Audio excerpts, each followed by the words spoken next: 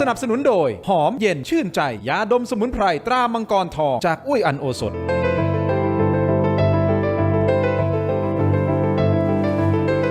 สวัสดีครับต้อนรับทุกท่านเข้าสู่รายการถกไม่เถียงนะครับคุณผู้ชมครับก่อนที่ผมจะไปถกกันแนะนำแขกรับเชิญของผมก่อนเลยวันนี้ครับ2ท่านแรกขวามือของผมนะครับท่านหนึ่งเป็นแกนนำคณะหลอมรวมประชาชนนะครับคุณจตุพรพรหมพันธ์อีกท่านหนึ่งครับอดีตสสสงขลาพรรคประชาธิปัตย์และจะเป็นว่าที่สสของพรรคประชาธิปัตย์หรือเปล่าในครั้งนี้คุณสิริโชคโสภาสวัสดีครับทั้งสองท่านครับส่วนซ้ายมือของผมครับ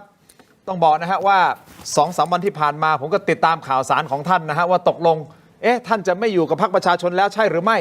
ไปมารายชื่อที่ออกมาว่าผู้สมัครมีชื่อท่านกลับไปอยู่นะในลิสต์ของพรรคประชาชนตกลงเป็นยังไงกันแน่นะครับท่านเป็นสสบัญชีรายชื่อรองหัวหน้าพรรคประชาชนและคณะกรรมาธิการการทหารสภาผู้แทนราษฎรนะครับคุณวิโรจน์ลักษณะดีศรครับสวัสดีครับขอบคุณทั้ง3ท่านที่ให้เกียรติรายการถกไม่เถียงนะครับเอาอย่างนี้ประเด็นของคุณวิโรจน์ผมคุยแน่นอนประเด็นของคุณสิริโชคผมคุยแน่นอนแต่ผมอยากจะคุยเรื่องนี้ก่อนฮะเรื่องของไทยกัมพูชาพี่ตู่จตุพรครับอย่างนี้วันนี้มีรายงานนะอย่างที่ทุกท่านทราบข่าวแล้วนะครับไม่ว่าจะเป็นกรณีของ F16 นะที่มีการลงไปทิ้งบอมเขาเรียกว่าทิ้งไข่ใช่ไหมฮะที่ปอยเปตนะเมื่อเวลา 13 นาฬิกาที่ผ่านมานี่เองนะครับเครื่องบินขับไล่ F16 ของทางด้านของกองทัพอากาศเปิดฉากโจมตีทางอากาศนะครับเป้าหมายทิ้งระเบิด2ลูกใส่ตำแหน่งฐานปฏิบัติการทางการทหารกัมพูชาที่เขตที่ 5 เมืองปอยเปตเดี๋ยวจะมีภาพขึ้นนะฮะคุณผู้ชมครับโดยเป้าหมายโจมตีในครั้งนี้คุณผู้ชมครับคืออาคารที่เป็นศูนย์กลางเขาบอกเป็นศูนย์กลางของเครือข่ายแก๊งสแกมเมอร์รวมถึงคลังอาวุธของฝั่งของกัมพูชาด้วยนะครับนอกจากนี้ฮะทางกองทัพภาคที่1ยังมีการตรวจสอบไปตรวจพบกัมพูชาซ่องสุมกำลังพลอยู่ด้วยบนพื้นที่ดังกล่าวลักษณะน่าจะเป็นภัยคุกคามต่อประเทศไทยเราเลยปฏิบัติการก่อนไอ้ภาพเหล่านี้แบบนี้ครับเราคงจะเห็นเพิ่มขึ้นใช่หรือไม่พี่ตู่นับจากนี้เป็นต้นไปคือความตั้งใจนะครับของฝ่ายความมั่นคงเนี่ยซึ่งก็ได้ประกาศเป็นในว่าจะให้จบก่อนปีใหม่แล้วก็กลายเป็นความเชื่อให้กกต.ไปจัดการเลือกตั้งคุณแสวงบุญมีเนี่ย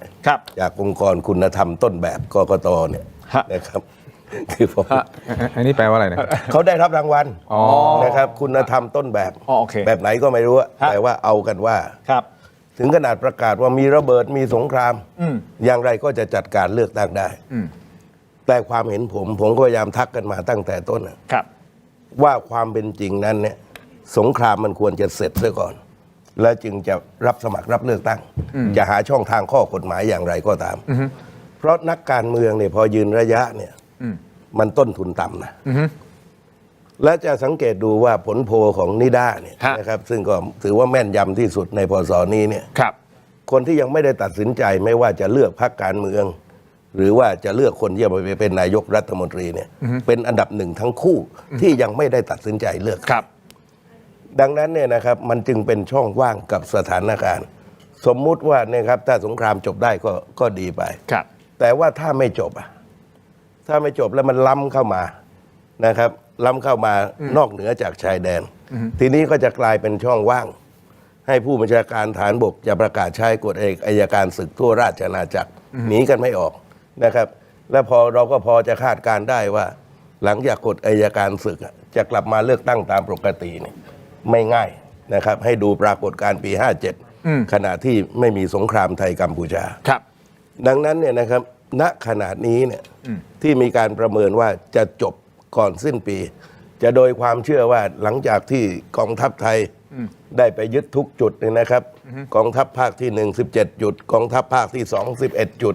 รวมแล้วเนี่ยนะครับ28จุดอยู่ในมือเป็นที่เรียบร้อยแล้วมหาอำนาจอย่างประเทศจีนเนี่ยซึ่งวันนี้เขาก็เดินทางนะ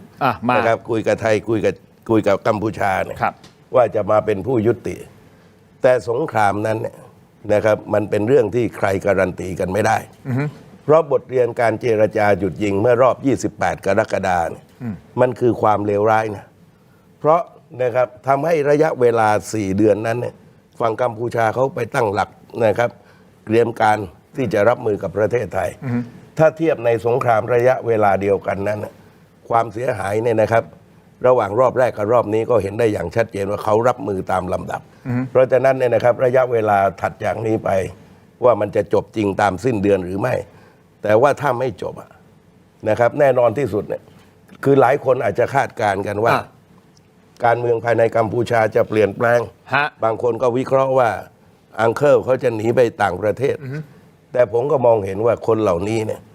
มันปักหลักสู้ตายเหมือนกับซัดดัมฮุสเซนอย่างไรกัดดาฟีอย่างไรนะครับเขาก็ไปอย่างนั้นทีนี้ก็อยู่ที่การประเมินในแต่ละสถานการณ์กันคือผมยังมองว่าสงครามนี้นะครับเราปรารถนาให้จบตามที่ว่าแต่ถ้ามันยังไม่จบนั้นเนี่ยสถานการณ์ทางการเมืองต้องคิดอ่านกันว่าเดี๋ยวมันจะเกิดวิกฤตสถานคือลองดูว่าให้นักการเมืองเนี่ยนะครับซึ่งก็ไม่มีทางหลีกเลี่ยงนะกกตประกาศรับสมัครยังไงก็ต้องไปสมัครทีนี้พอไปหาเสียงที่นู่นยิงกันโครมจะไปยังไงนะครับทหารก็ตายประชาชนก็ตายเดือดร้อนกัน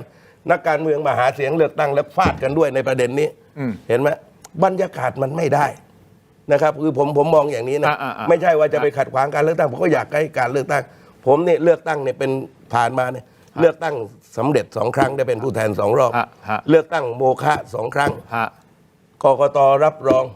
สภาผู้แทนราษฎรรายงานมีบัตรเรียบร้อยเลือกตั้งเป็นโมฆะ2 รอบและอยู่ระหว่างพระราชกฤษฎีกาแล้วถูกยึดอำนาจ2 รอบ6 ครั้งนี่เห็นหมดดังนั้นเนี่ยผมมองว่าถ้าต้องการเลือกตั้งสำเร็จนะบรรยากาศมันต้องได้ด้วยบางทียิ่งรีบมันก็ยิ่งช้านะเวลาเรานั่งเวลาอยู่เป็นนักการเมืองเนี่ยนะไม่ได้เนี่ยนะครับต้องจัดการเลือกตั้งให้ได้ต้องนู่นให้ได้สุดท้ายเป็นไงคนจัดก็ติดคุกนะครับและไอ้คนที่อยากจะไปต่อนะครับก็ถูกยึดอำนาจผมบอกให้สติให้หลักว่าความเป็นจริงนั้นเนี่ยควรจะให้เรียบร้อยก่อนแต่วันนี้กกตเขาไม่ฟังคุณธรรมต้นแบบเขาจะเดินไปอย่างนี้นี่อันนี้คือมุมมองของคุณตู่จดพรเพราะฉะนั้นคุณผู้ชมรับฟังข้อมูลนะฮะเราก็มาวิเคราะห์กันนะฮะเดี๋ยวได้เรียนถามทั้ง2 ท่านในประเด็นเดียวกันเลยนะครับอันนี้ก่อนที่จะไปที่คุณวิโรจน์คุณสิทธิโชคมองต่างหรือมองเห็นตรงกันกับที่คุณตู่พูดเกี่ยวกับเรื่องของสงเนี่ยที่มันจะจบไม่จบเนี่ยสิ้นปีเนี่ยแล้วมันจะมีปัจจัยอะไรที่จะทำให้ไม่จบคือเรื่องของสงครามเนี่ยมันเป็นเรื่องที่ยากที่จะเดาได้นะครับเพราะว่าอย่างกรณียูเครนกับรัสเซียเราก็คิดว่าน่าจะจบเร็วใช่ไหมครับเพราะรัสเซียนี่เป็นมหาอำนาจแล้วยูเครนนี่ประเทศเล็กนิดเดียวทุกคนคาดการณ์ว่าไม่เกิน6 เดือนจบแน่แต่จนถึงวันนี้ครับก็ยังไม่จบ3 ปีแล้วนะครับแล้วก็ไม่มีการเลือกตั้งนะครับเพราะฉะนั้นเนี่ยผมค่อนข้างที่จะเห็นด้วยกับคุณจตุพรนะครับจริงๆมันควรจะจัดการในเรื่องของความมั่นคงให้เรียบร้อยก่อนที่จะมีการเลือกตั้งแต่ว่าก็เป็นที่น่าเสียดายว่าคุณอนุทินพรรคภูมิใจไทยแกเลือกที่จะยุบสภานะครับแล้วก็ทำให้เกิดปัญหาขึ้นมาซึ่งอย่างที่คุณจตุพรบอกว่าสมมติว่าผมไปสมัครคุณวิโรจน์ไปสมัครเนี่ยเราก็ไม่รู้ว่าจะเลือกตั้งจริงหรือเปล่าวันที่8นะครับเหมือนเป็นปักธงไว้8 กุมภาก็ต้องตามนั้นแต่รัฐธรรมนูญเนี่ยมันกำหนดว่าจะต้องเลือกตั้งนะครับพร้อมกันวันเดียวกันไม่ได้ใช่ไหมครับทั่วประเทศทีนี้ถ้าไม่ได้ก็ต้องเลื่อนทีนี้พอเราเหมือนนักมวยเนี่ยเราต่อยมวยไทย3 ยกครับนี่กลายเป็นมวย12 ยกขึ้นมาผมว่ามันก็ยากและผมก็ยังมองไม่ออกว่าจะทำยังไงนะครับจนถึงปัจจุบันนี้จริงๆผมคาดการว่ากกตน่าจะเลื่อนไปก่อนโอเคนะครับแต่การว่ากกตบอกว่าวันที่8เป็นวันเลือกตั้งแล้วก็ไปดูอีกทีตามสถานการณ์ซึ่งอันนี้ผมว่าบรรยากาศในการเลือกตั้งเนี่ยโดยเฉพาะแถวตะเข็บชายแดนเนี่ยมันก็ยากอยู่นะครับว่าประชาชนยังกังวลในเรื่องของระเบิดเรื่องของความปลอดภัยแล้วนักการเมืองไปหาเสียงติดป้ายเนี่ยนะครับอันนี้เราดูในสภาพที่มันเกิดขึ้นเนี่ยผมว่ามันไม่ค่อยจะดีเท่าไหร่เป็นเพราะเหตุนี้หรือเปล่าฮะที่ทางฝ่ายทหารก็พยายามที่จะปฏิบัติการให้ครบจบให้เร็วที่สุดก่อนสิ้นปีนี้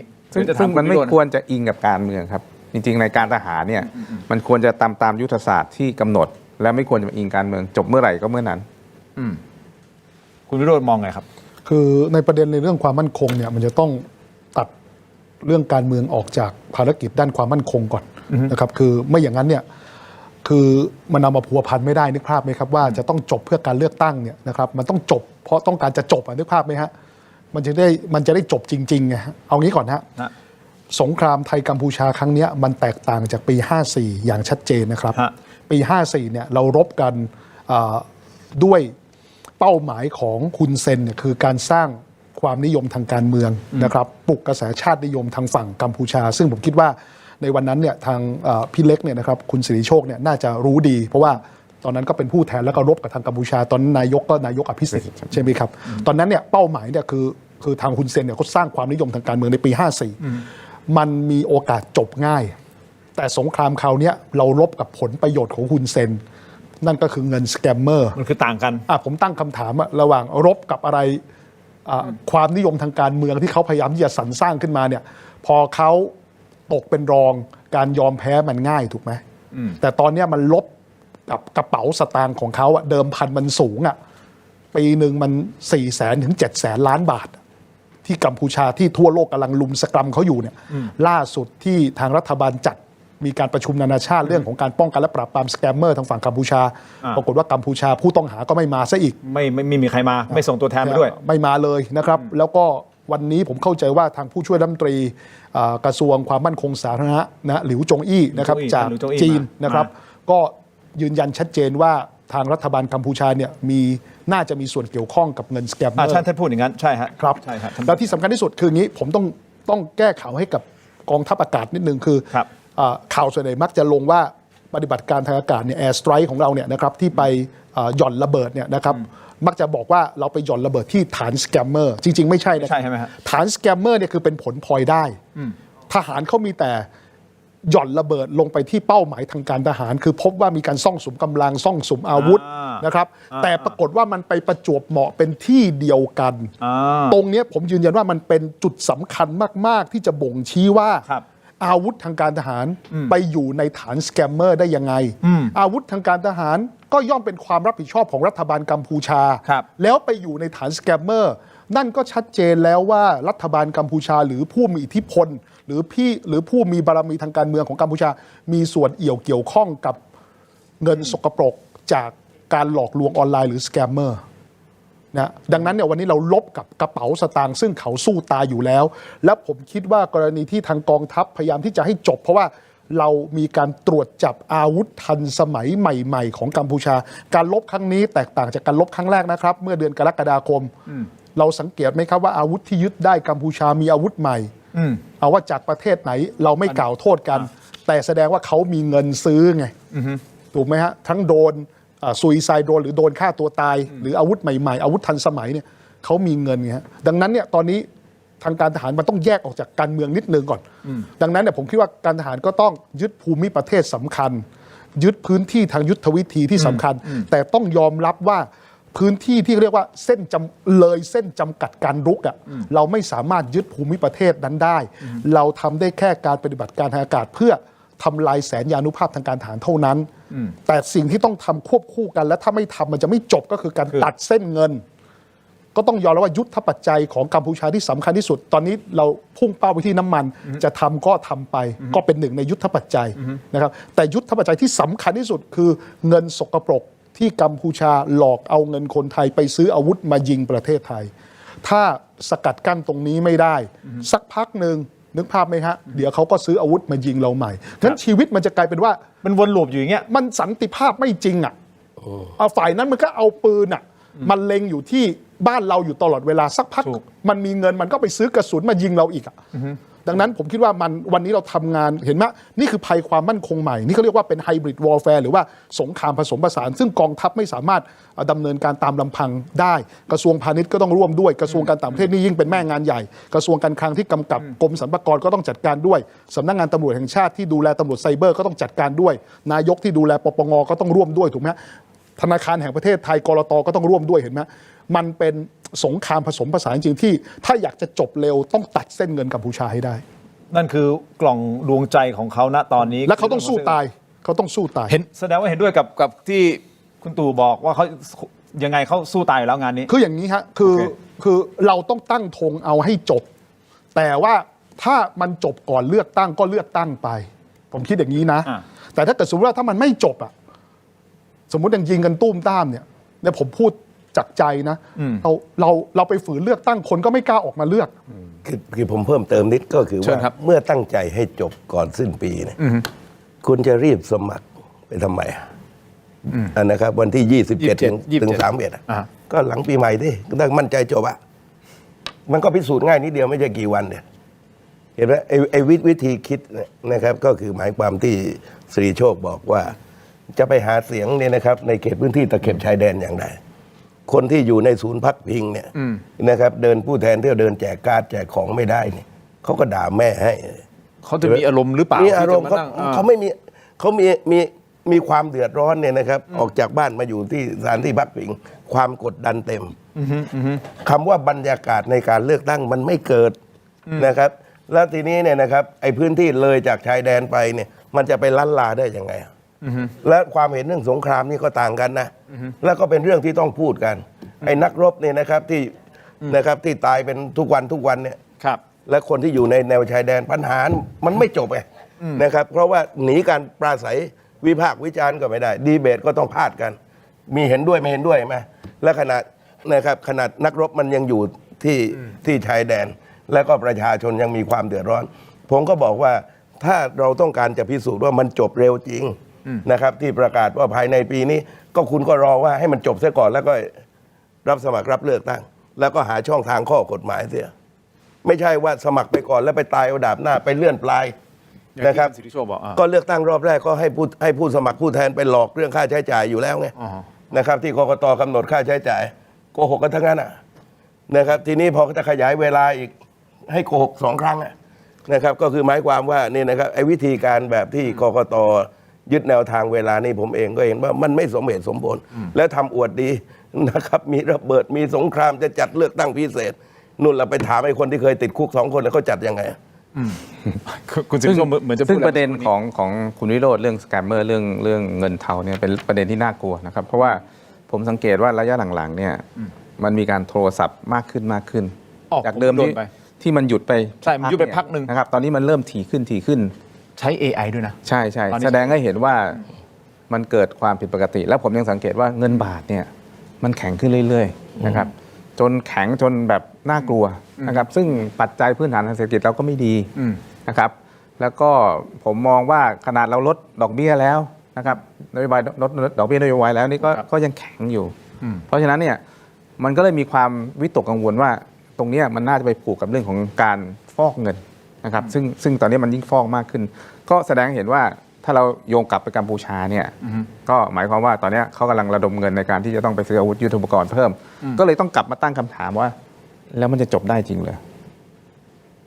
เป็นคำถามที่น่าสนใจคุณผู้ชมครับแต่ผมขอเพิ่มเติมนิดนึงนะฮะทางด้านของศูนย์อำนวยการรักษาผลประโยชน์ของชาติทางทะเลนะกำลังจะขยาย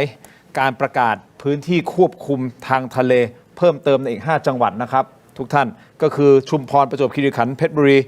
ชลบุรีและระยองในระยะ12 ไมล์ทะเลเพื่อที่จะสกัดการลำเลียงน้ำมันและยุทธปัจจัยไปยังกัมพูชาหลังเริ่มมีการลาดตระเวนจับเรือที่ลักลอบส่งน้ำมันเถื่อนให้กับกัมพูชา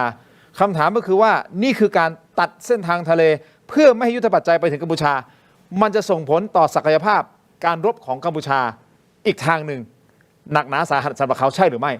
เดี๋ยวช่วงหน้ากลับมาฟังคำตอบกันนะฮะเพราะมันจะมีผลด้วยว่าสุดท้ายเนี่ยจะจบลงได้ก่อนสิ้นปีจริงหรือไม่พักสักครู่ครับถกไม่เถียงครับ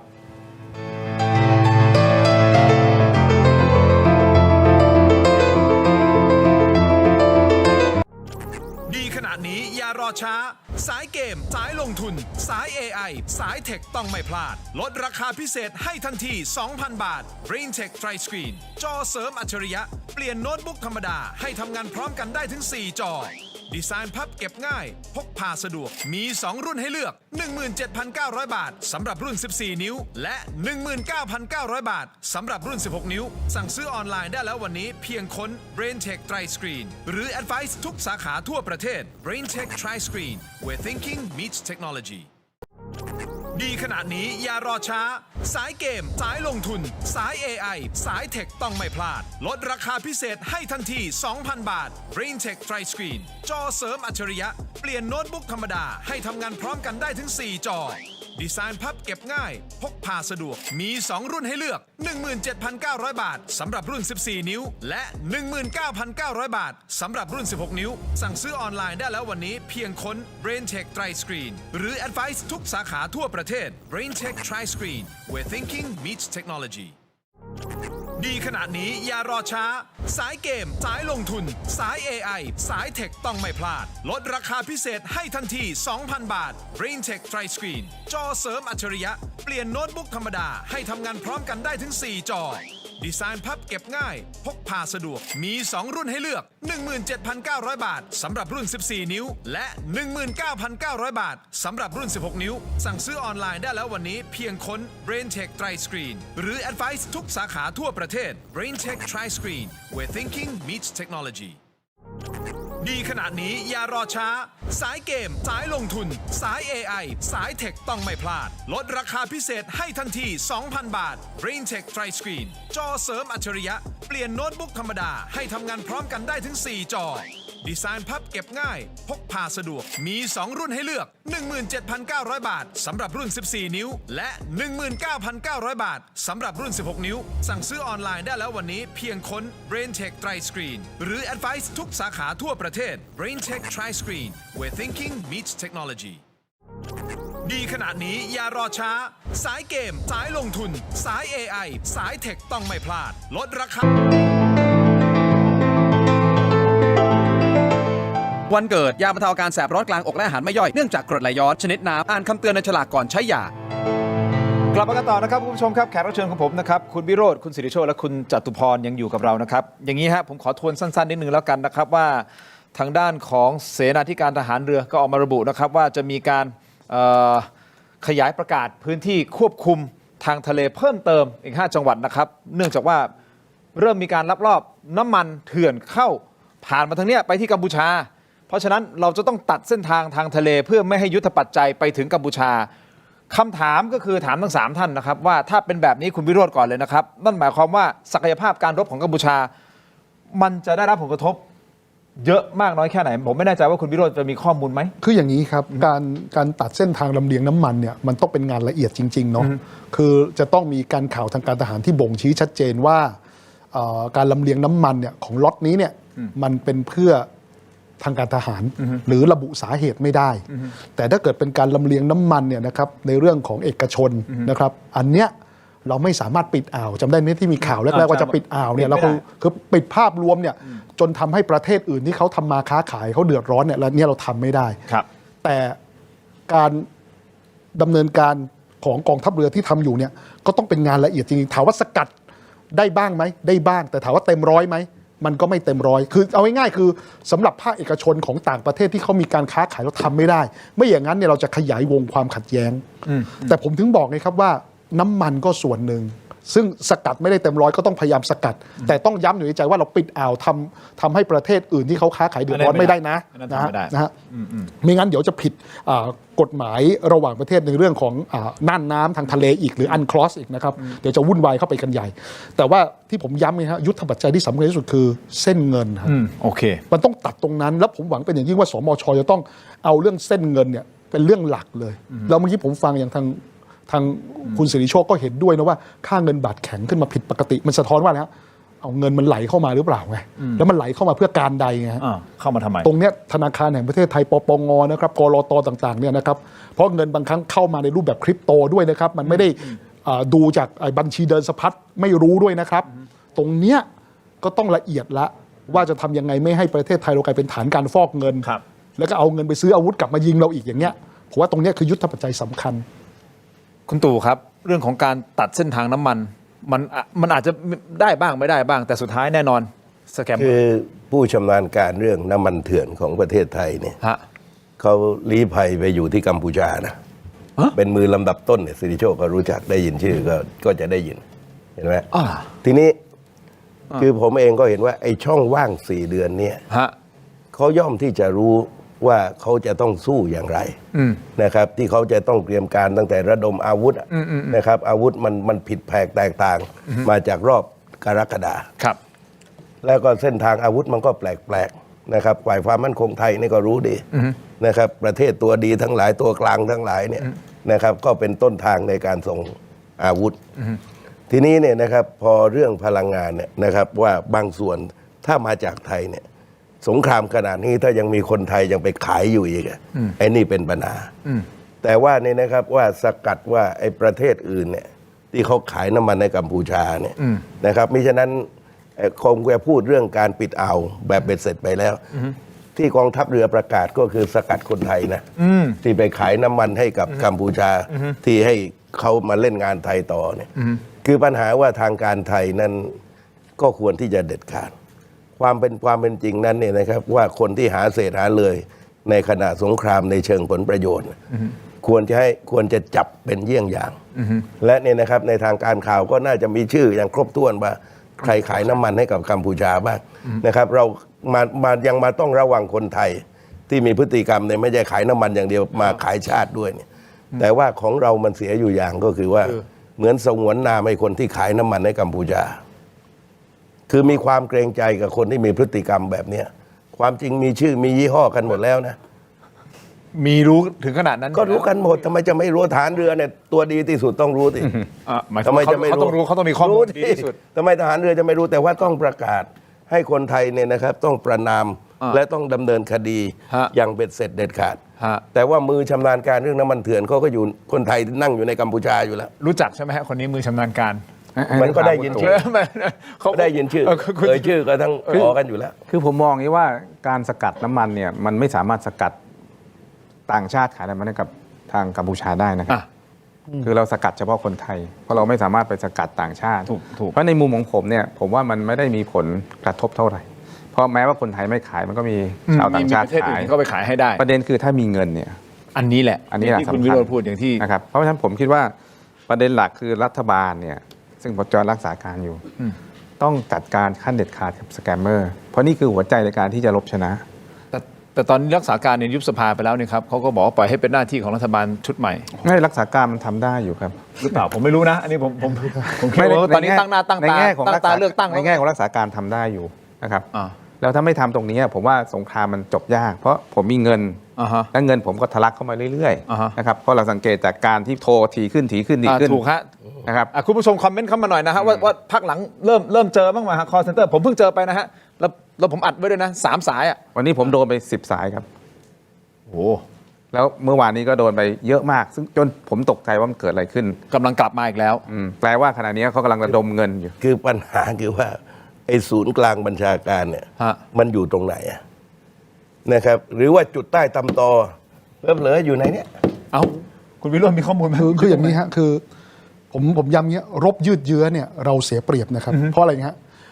งบประมาณที่เราจะซื้ออาวุธเนี่ยเราอยู่บนดินหมดนึกภาพไหมครับการขออนุมัติงบประมาณใดๆเนี่ยมันได้ยินหมดคือมันเปิดเผยอาวุธต่างๆก็ถ้าจำเป็นต้องซื้อจากต่างประเทศก็ต้องขออนุญาตขอมีระบบระเบียบในการซื้อจากต่างประเทศถูกไหมว่าจะทำไปเพื่อภารกิจใดแต่กัมพูชาเนี่ยคือใช้เงินสกปรกซื้ออาวุธจากตลาดมืดได้ใต้ดินซื้อใต้ดินได้สามารถจ้างทหารมาลบได้ทหารรับจ้างมาลบได้อะไรอย่างเงี้ยแล้วเขาไม่ต้องดีแคลร์ไม่ต้องเปิดเผยอะไรนึกภาพไหมคือเรากำลังทำสงครามมันไม่ใช่ระหว่างรัฐต่อรัฐตอนนี้มันกลายเป็นรัฐกับกลุ่มอาชญากรข้ามชาติแล้วตอนนี้นะฮะนึกภาพไหมครับมันยิ่งใหญ่ขนาดนั้นดังนั้นผมคิดว่ายืดเยื้อเนี่ยนะครับอันตรายมากนะครับแล้วผมคิดว่าถ้าอยากจะจบเร็วเนี่ยก็ผมว่าบนโต๊ะเนี่ยเห็นตรงกันนะครับไอ้เรื่องที่จะสกัดน้ำมันถ้าสกัดเงินได้ก็จะไม่มีเงินไปซื้อน้ำมันแล้วเงินมายังไงก็มาจากเงินเฮาสแกมเมอร์ซึ่งคุณผู้ชมครับท่านหลิวจงอี้ผู้ช่วยรัฐมนตรีกระทรวงความมั่นคงสาธารณรัฐประชาชนจีนนะฮะท่านก็มาประเทศไทยแล้วก็มาหารือประเด็นสถานการณ์ความมั่นคงและการปราบปรามอาชญากรรมข้ามชาตินะครับทางด้านของจีนพูดชัดเจนแสดงความเห็นอย่างชัดเจนว่ารัฐบาลกัมพูชามีความเชื่อมโยงและมีผลประโยชน์ร่วมกับขบวนการสแกมเมอร์ในหลายมิตินั่นหมายความว่าการออกมาพูดของท่านหลิวจงอี้ในครั้งนี้ชัดเจนแล้วนะฮะกัมพูชาคุณเกี่ยวข้องกับสแกมเมอร์แน่นอนอันนี้เป็นการส่งสัญญาณของจีนหรือไม่ที่จีนกำลังจะบอกว่าเฮ้ยไม่ได้แล้วนะว่ามาแล้วนะอยู่ต้องหยุดนะหรือต้องหยุดนะกัมพูชาต้องหยุดไทยต้องหยุดตรงนี้เป็นสัญญาณอะไรหรือเปล่าจากประเทศจีนพักสักครู่ช่วงหน้ากลับมาฟังทั้ง3ท่านครับสักครู่เดียวครับ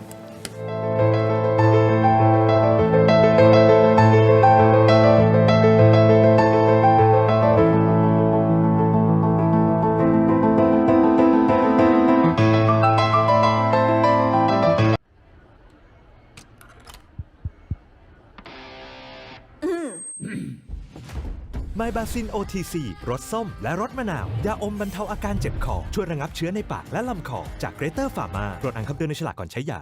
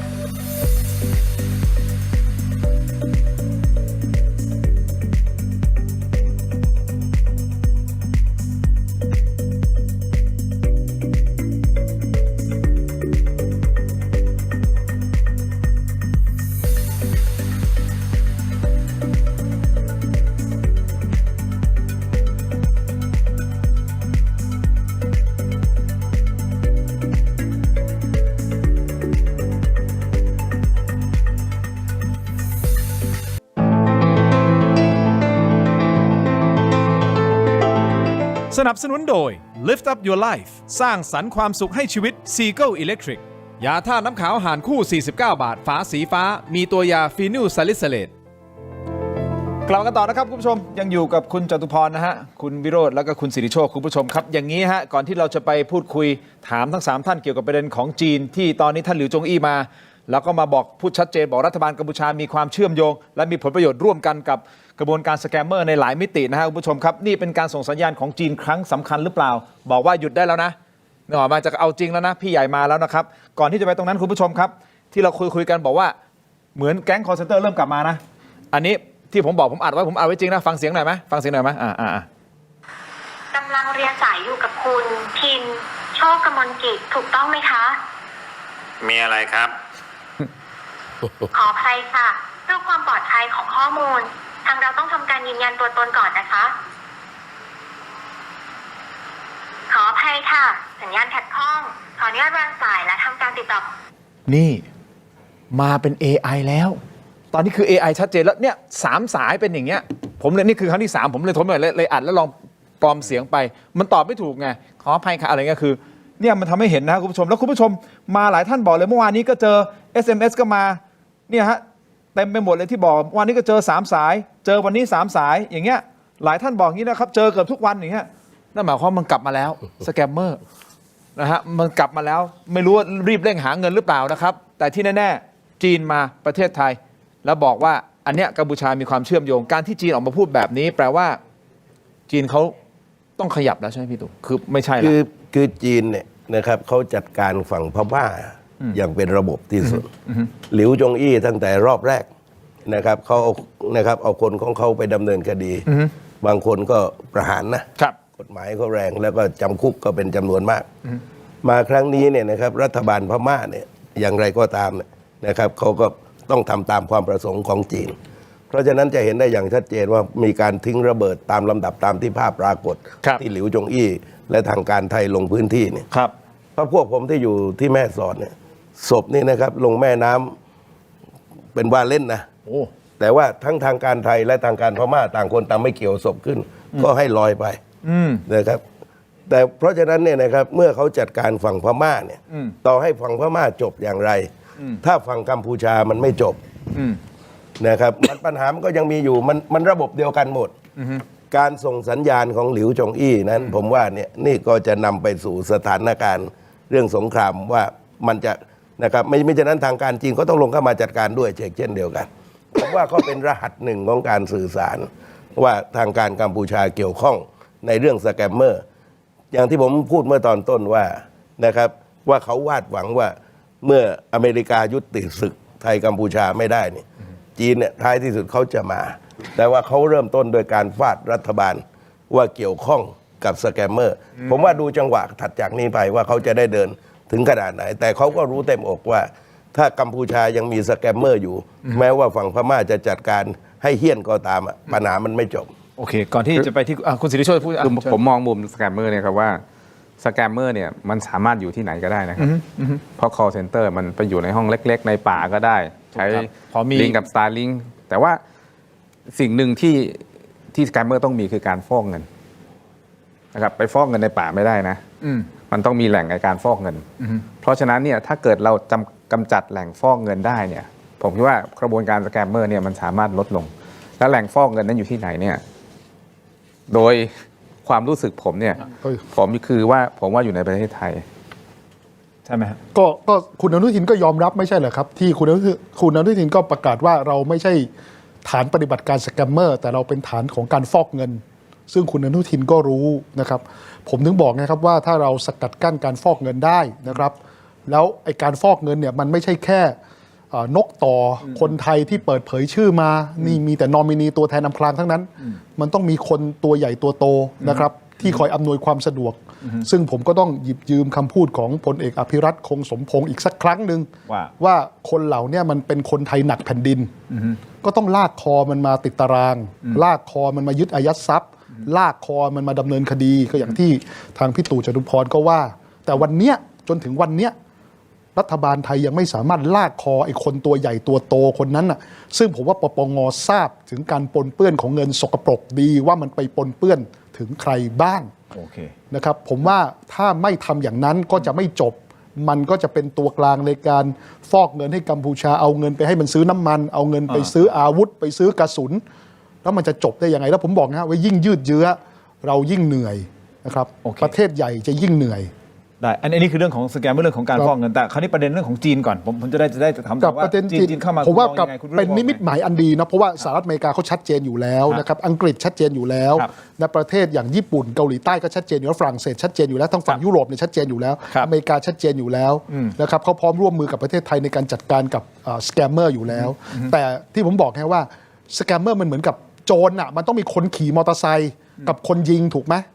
มือปืนมันต้องมีคนชี้เป้าเหมือนกันอะสแกมเมอร์มันต้องมีคนฟอกเงินนะครับแล้วผมว่าอเมริกาเนี่ยเขาก็หรือจีนเนี่ยเขาก็รออยู่ว่าเมื่อไหร่ที่เราจะจัดการกับไอ้คนใหญ่คนโตที่ทำหน้าที่ฟอกเงินให้กับแก๊งสแกมเมอร์ของกัมพูชาเหมือนกันนะฮะผมว่าเนี้ยมันต้องไปด้วยกัน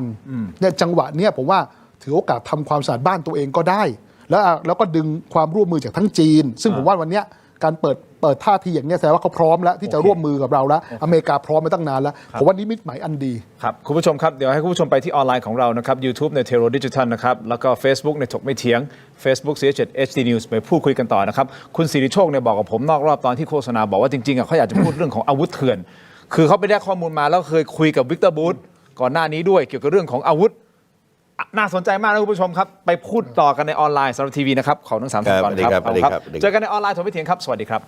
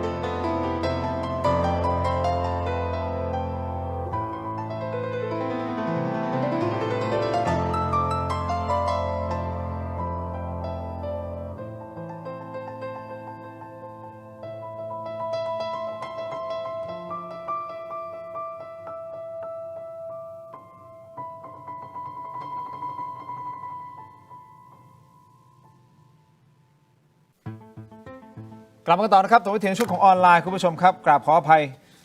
ปรับทางเทคนิคนิดนึงนะฮะคุณผู้ชมครับก็เลยอาจจะนานนิดนึงนะครับไม่เป็นไรพูดคุยกันต่อฮะคุณผู้ชมก่อนที่จะไปฟังนะฮะแขกรับเชิญของผมทั้ง3ท่านแสดงความคิดเห็นเกี่ยวกับเรื่องของไทยกัมพูชารวมถึงการเมืองด้วยนะครับอยากให้คุณผู้ชมมาช่วยกันโหวตนิดนึงฮะเราตั้งคำถามท่านว่าคุณคิดว่าการปะทะจะจบลงก่อนสิ้นปีได้หรือไม่เป็นคำถามเดียวกันที่เราถามไปเมื่อวานนี้นะฮะได้ไม่ได้กับไม่แน่ใจนะครับรบกวนท่านช่วยโหวตเข้ามาหน่อยตอนนี้ 6,000 โหวตแล้วนะฮะอยากจะขอสัก10,000ได้ไหมสัก10,000 โหวตนะครับดูกันหน่อยนะฮะคุณผู้ชมยังอยู่กับคุณวิโรจน์ ลักษณะอดิศรนะครับสสบัญชีรายชื่อแล้วก็รองหัวหน้าพรรคประชาชนนะครับคุณตู่จตุพรพรหมพันธ์แกนนำคณะหลอมรวมประชาชนและคุณสิริโชคโสภาอดีตสสสงขลาพรรคประชาธิปัตย์และล่าสุดก็มีข่าวแว่วว่ากลับลงสมัครในนามของพรรคประชาธิปัตย์แล้วอันนี้เดี๋ยวได้พูดคุยกันอย่างแน่นอนนะครับแต่ผมขอต่อกันนิดนึงเกี่ยวกับประเด็นของไทยกัมพูชาก่อนเรื่องของอาวุธแน่นอนแหละถ้าไม่มีเงินมันก็ซื้อไม่ได้แล้วถ้าซื้อแบบทางการแบบเอาเงินบนดินแล้วซื้อกันเป็นทางการเนี่ยใช้เวลานานแน่นอนก็ต้องโอ้โหเขียนเรื่องที่อะไรก็ว่าไปต่างๆมากมายแต่ถ้าซื้อแบบใต้โต๊ะซื้อแบบใต้ดินตลาดมืดพร้อมที่จะซัพพอร์ตอยู่แล้วนั่นคือข้อที่1แล้วไอ้เงินที่มาซื้อมันมาจากไหนก็มาจากสแกมเมอร์เขาเนี่ยไอ้วงจรตรงเนี้ยมันจะไม่จบไม่สิ้นถ้าอย่างที่คุณวิโรจน์บอกแล้วทั้งอีก2ท่านก็เห็นด้วยก็คือว่าต้องตัดวงจรสแกมเมอร์ผมว่าต้องตัดวงจรฟอกเงินครับฟอกเงินก่อนเพราะสแกมเมอร์มันก็เกิดขึ้นเรื่อยๆโอเคตัดวงจรฟอกเงินเพราะฟอกเงินมันเป็นอะไรที่มันทำยากกว่าแต่สแกมเมอร์นี่มันหาง่ายผมจะไปรีครูทคนไปขังคนให้มาหลอกในหาง่ายแต่สุดท้ายมันจะมาตายกับการฟอกเงินถ้าเราบีบเราสามารถจัดการกับการฟอกเงินเนี่ยพวกนี้ไม่รู้จะเอาเงินไปฟอกที่ไหนอย่างผมยกตัวอย่างที่ผมทะเลาะคุณจตุพรมาตลอดนะครับช่วงนั้นก็คือทะเลาะกันวิกเตอร์บูธวิกเตอร์บูธคือใครยังไงอธิบายให้คุณผู้ชมบางท่านอาจจะยังตอนนี้เป็นนักการเมืองนะครับที่อยู่รัสเซียตอนนี้วิกเตอร์บูธ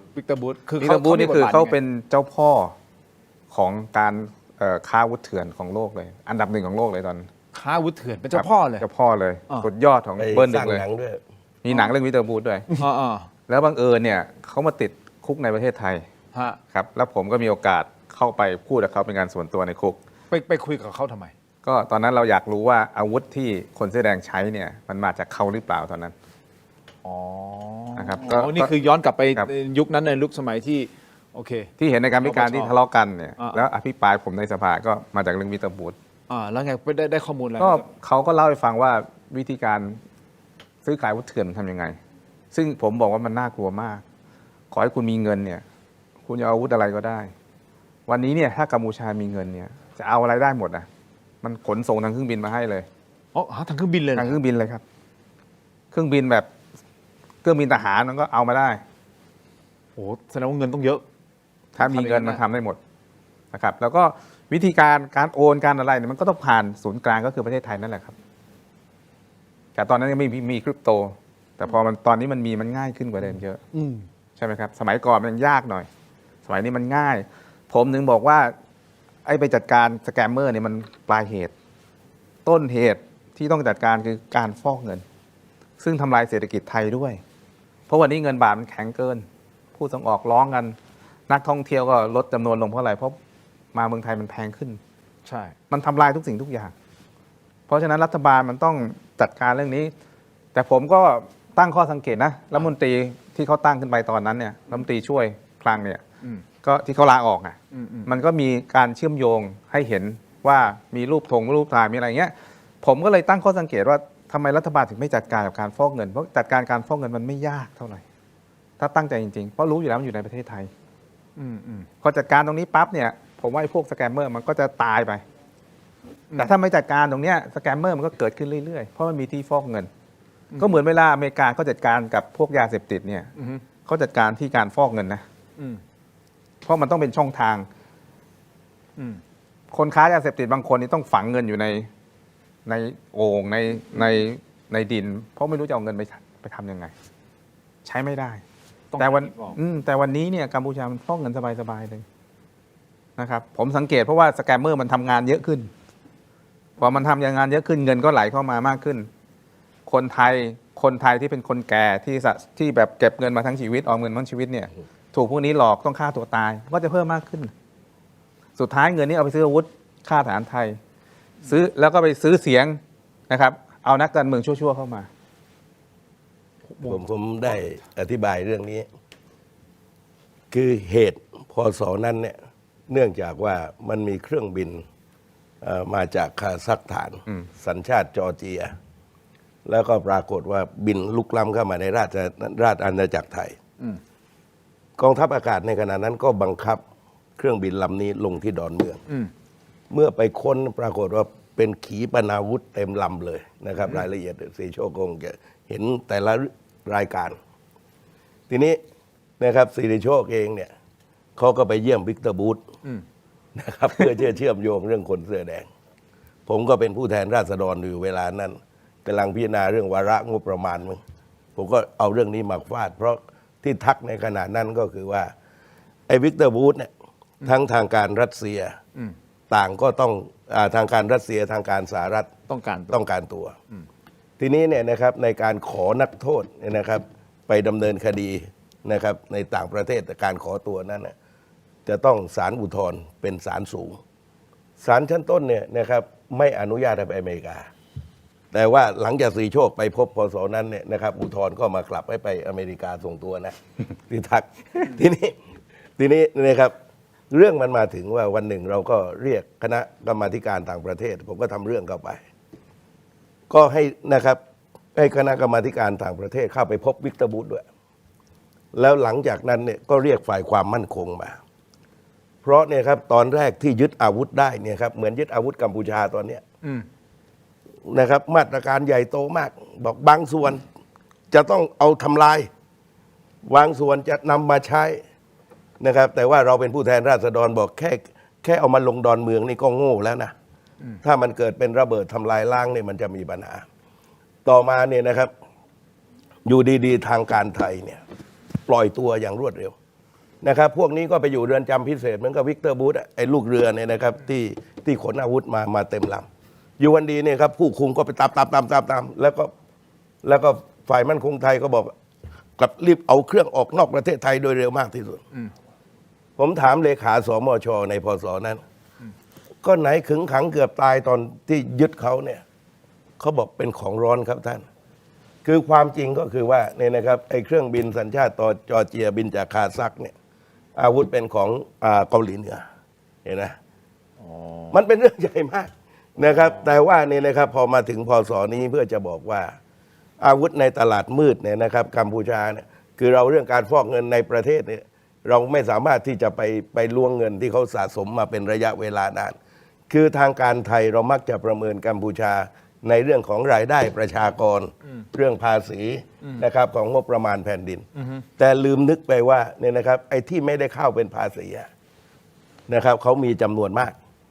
จะเห็นได้อย่างชัดเจนว่า4 เดือนเนี่ยทั้งนักรบรับจ้าง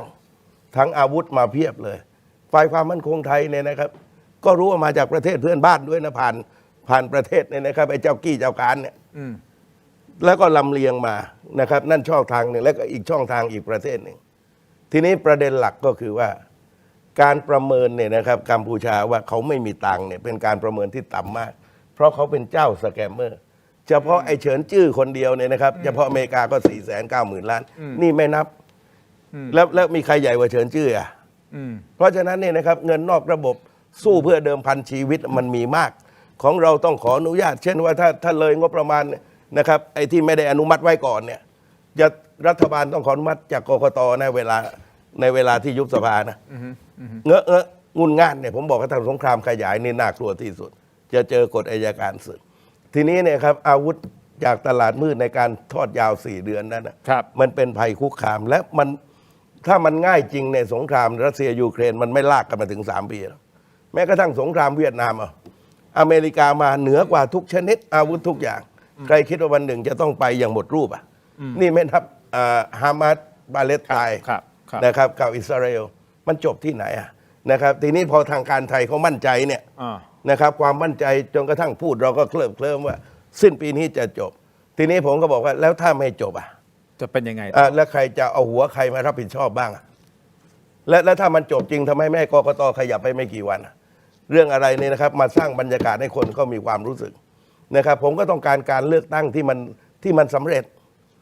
อย่างที่ผมบอกว่าผมนี่ผ่านการเลือกตั้งที่มันโมฆะนะครับ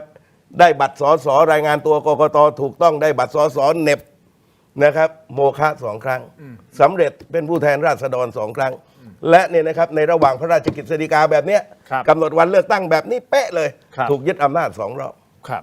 นะครับเพราะฉะนั้นเราแสวงหาความสำเร็จนะครับไม่ใช่ว่าต่อต้านการเลือกตั้งไม่ใช่ แต่เราเห็นแล้วว่าเลือกตั้งจะนำไปสู่อะไรณขณะนี้ไปสู่การที่ไม่ได้การเลือกตั้งที่สำเร็จ และก็ไม่มีการเลือกตั้งอีกยาว ถ้าเดินอย่างผิดพลาด ตอนมีอำนาจเนี่ยนะครับคิดว่าสำเร็จทั้งนั้นพอถึงเวลามันไม่ใช่เนี่ย ก็นั่นน่ะสิ ซึ่งอันนี้น่ากังวลนะครับ เพราะว่าอาจจะมีคนร้องนะว่าการเลือกตั้งเนี่ยไม่บริสุทธิ์ยุติธรรม เนื่องจากว่าประชาชนในเขตชายแดนเนี่ยยังกังวลยังหวาดกลัว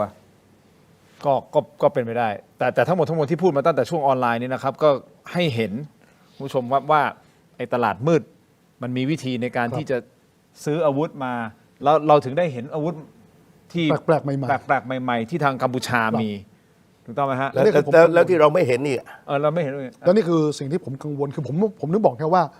การเลือกตั้งเนี่ยผมเข้าใจว่ากกตก็ต้องทำตามกฎหมาย ซึ่งผมก็เคารพเนาะนะครับเพราะทุกคนก็ต้องมีกฎหมายที่ต้องทำตาม ถูกครับ ผมถึงบอกว่าตั้งแต่แรกในการสนทนาวันนี้มันต้องแยกออกจากกันนะครับผมว่าแล้วก็หลายคนก็ทักผมมานะว่าทำไมหน้าตาผมไม่สดชื่น ก็เมื่อสักครู่ผมก็คุยกับทาง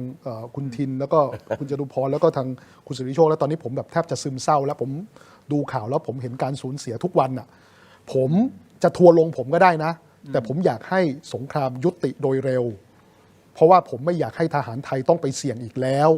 ผมไม่อยากจะต้องเสพข่าวการสูญเสียใดๆนะครับนี่เรามักจะเสพแต่ข่าว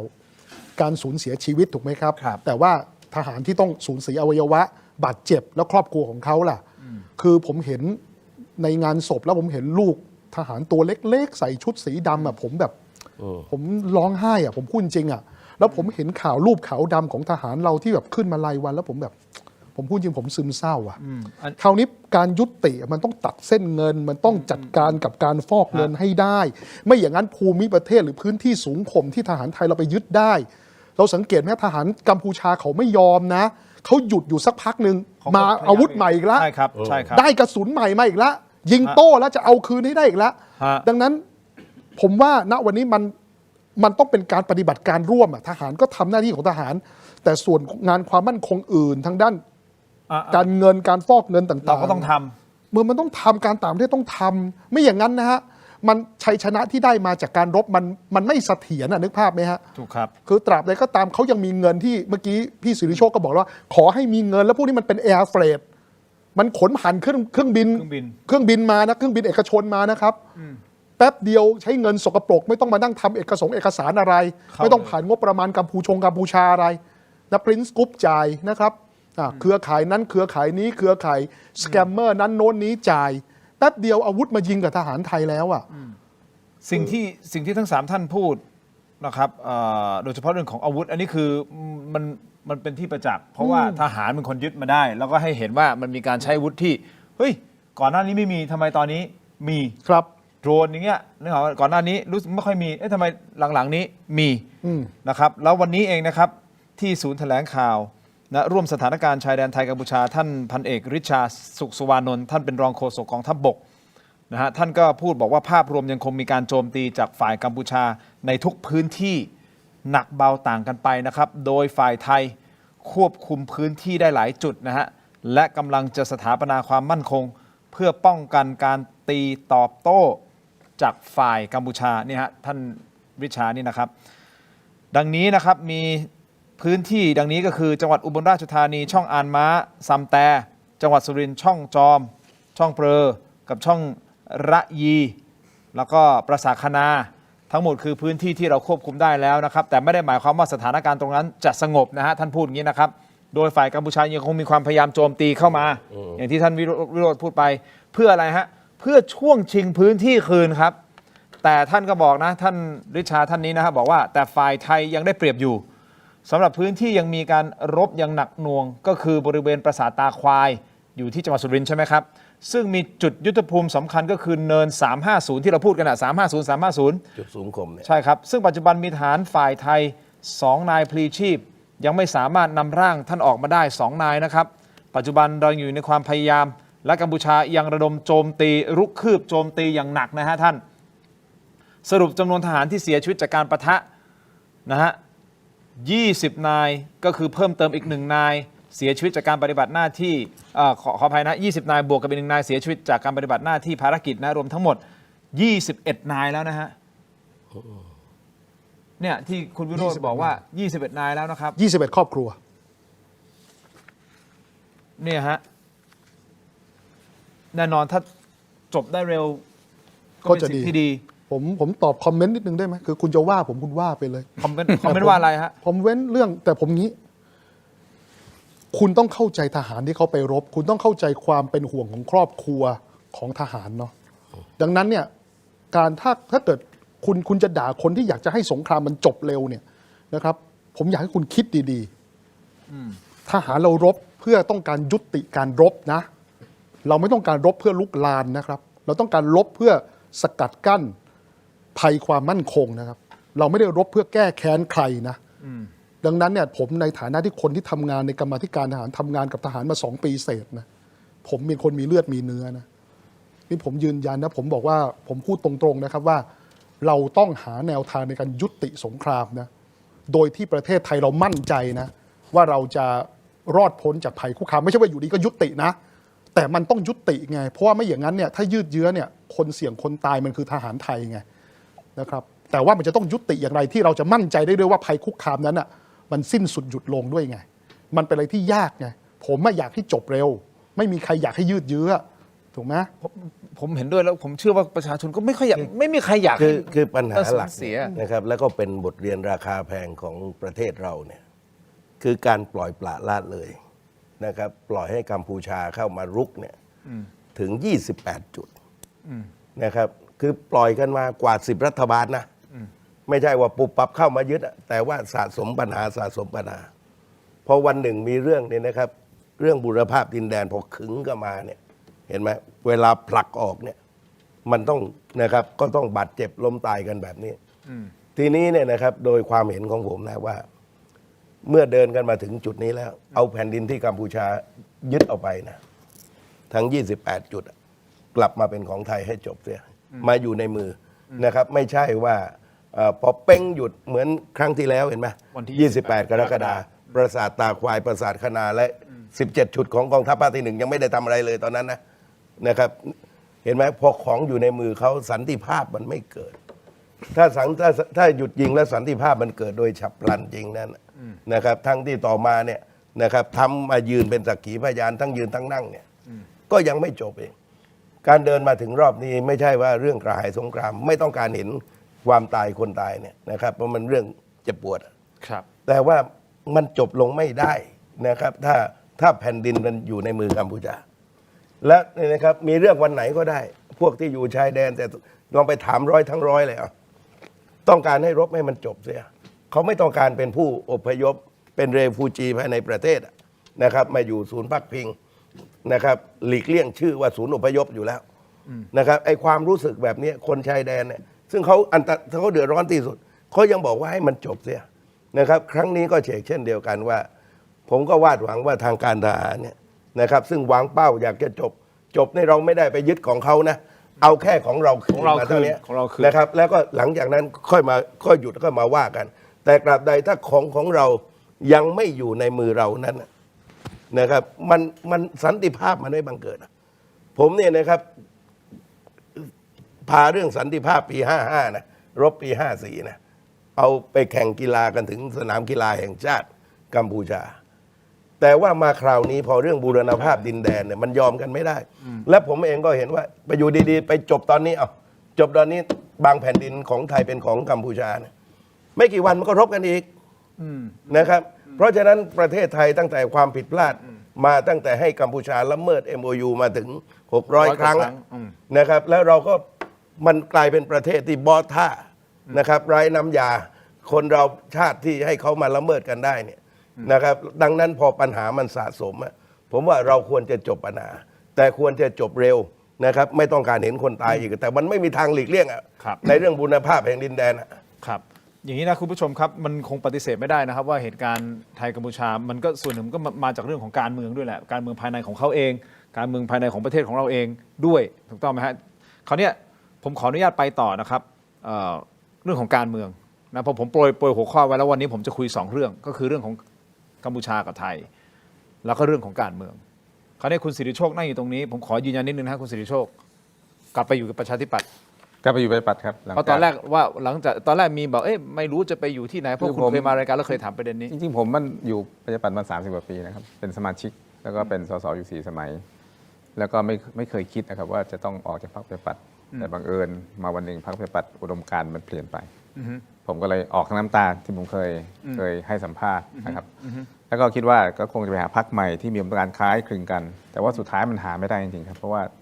แต่ละพรรคการเมืองเนี่ยมันอุดมการณ์มันคนละอย่างพยายามแล้วนะครับพยายามไปหาพรรคโน้นพรรคนี้นะเขาชวนไปนะแต่สุดท้ายแล้วผมก็มองว่าพอพรรคประชาธิปัตย์กลับมาเหมือนเดิมเนี่ยพอคุณอภิสิทธิ์กลับมาเนี่ยผมเห็นทิศทางที่มันดีขึ้น เช่นเราไม่ใช้นโยบาย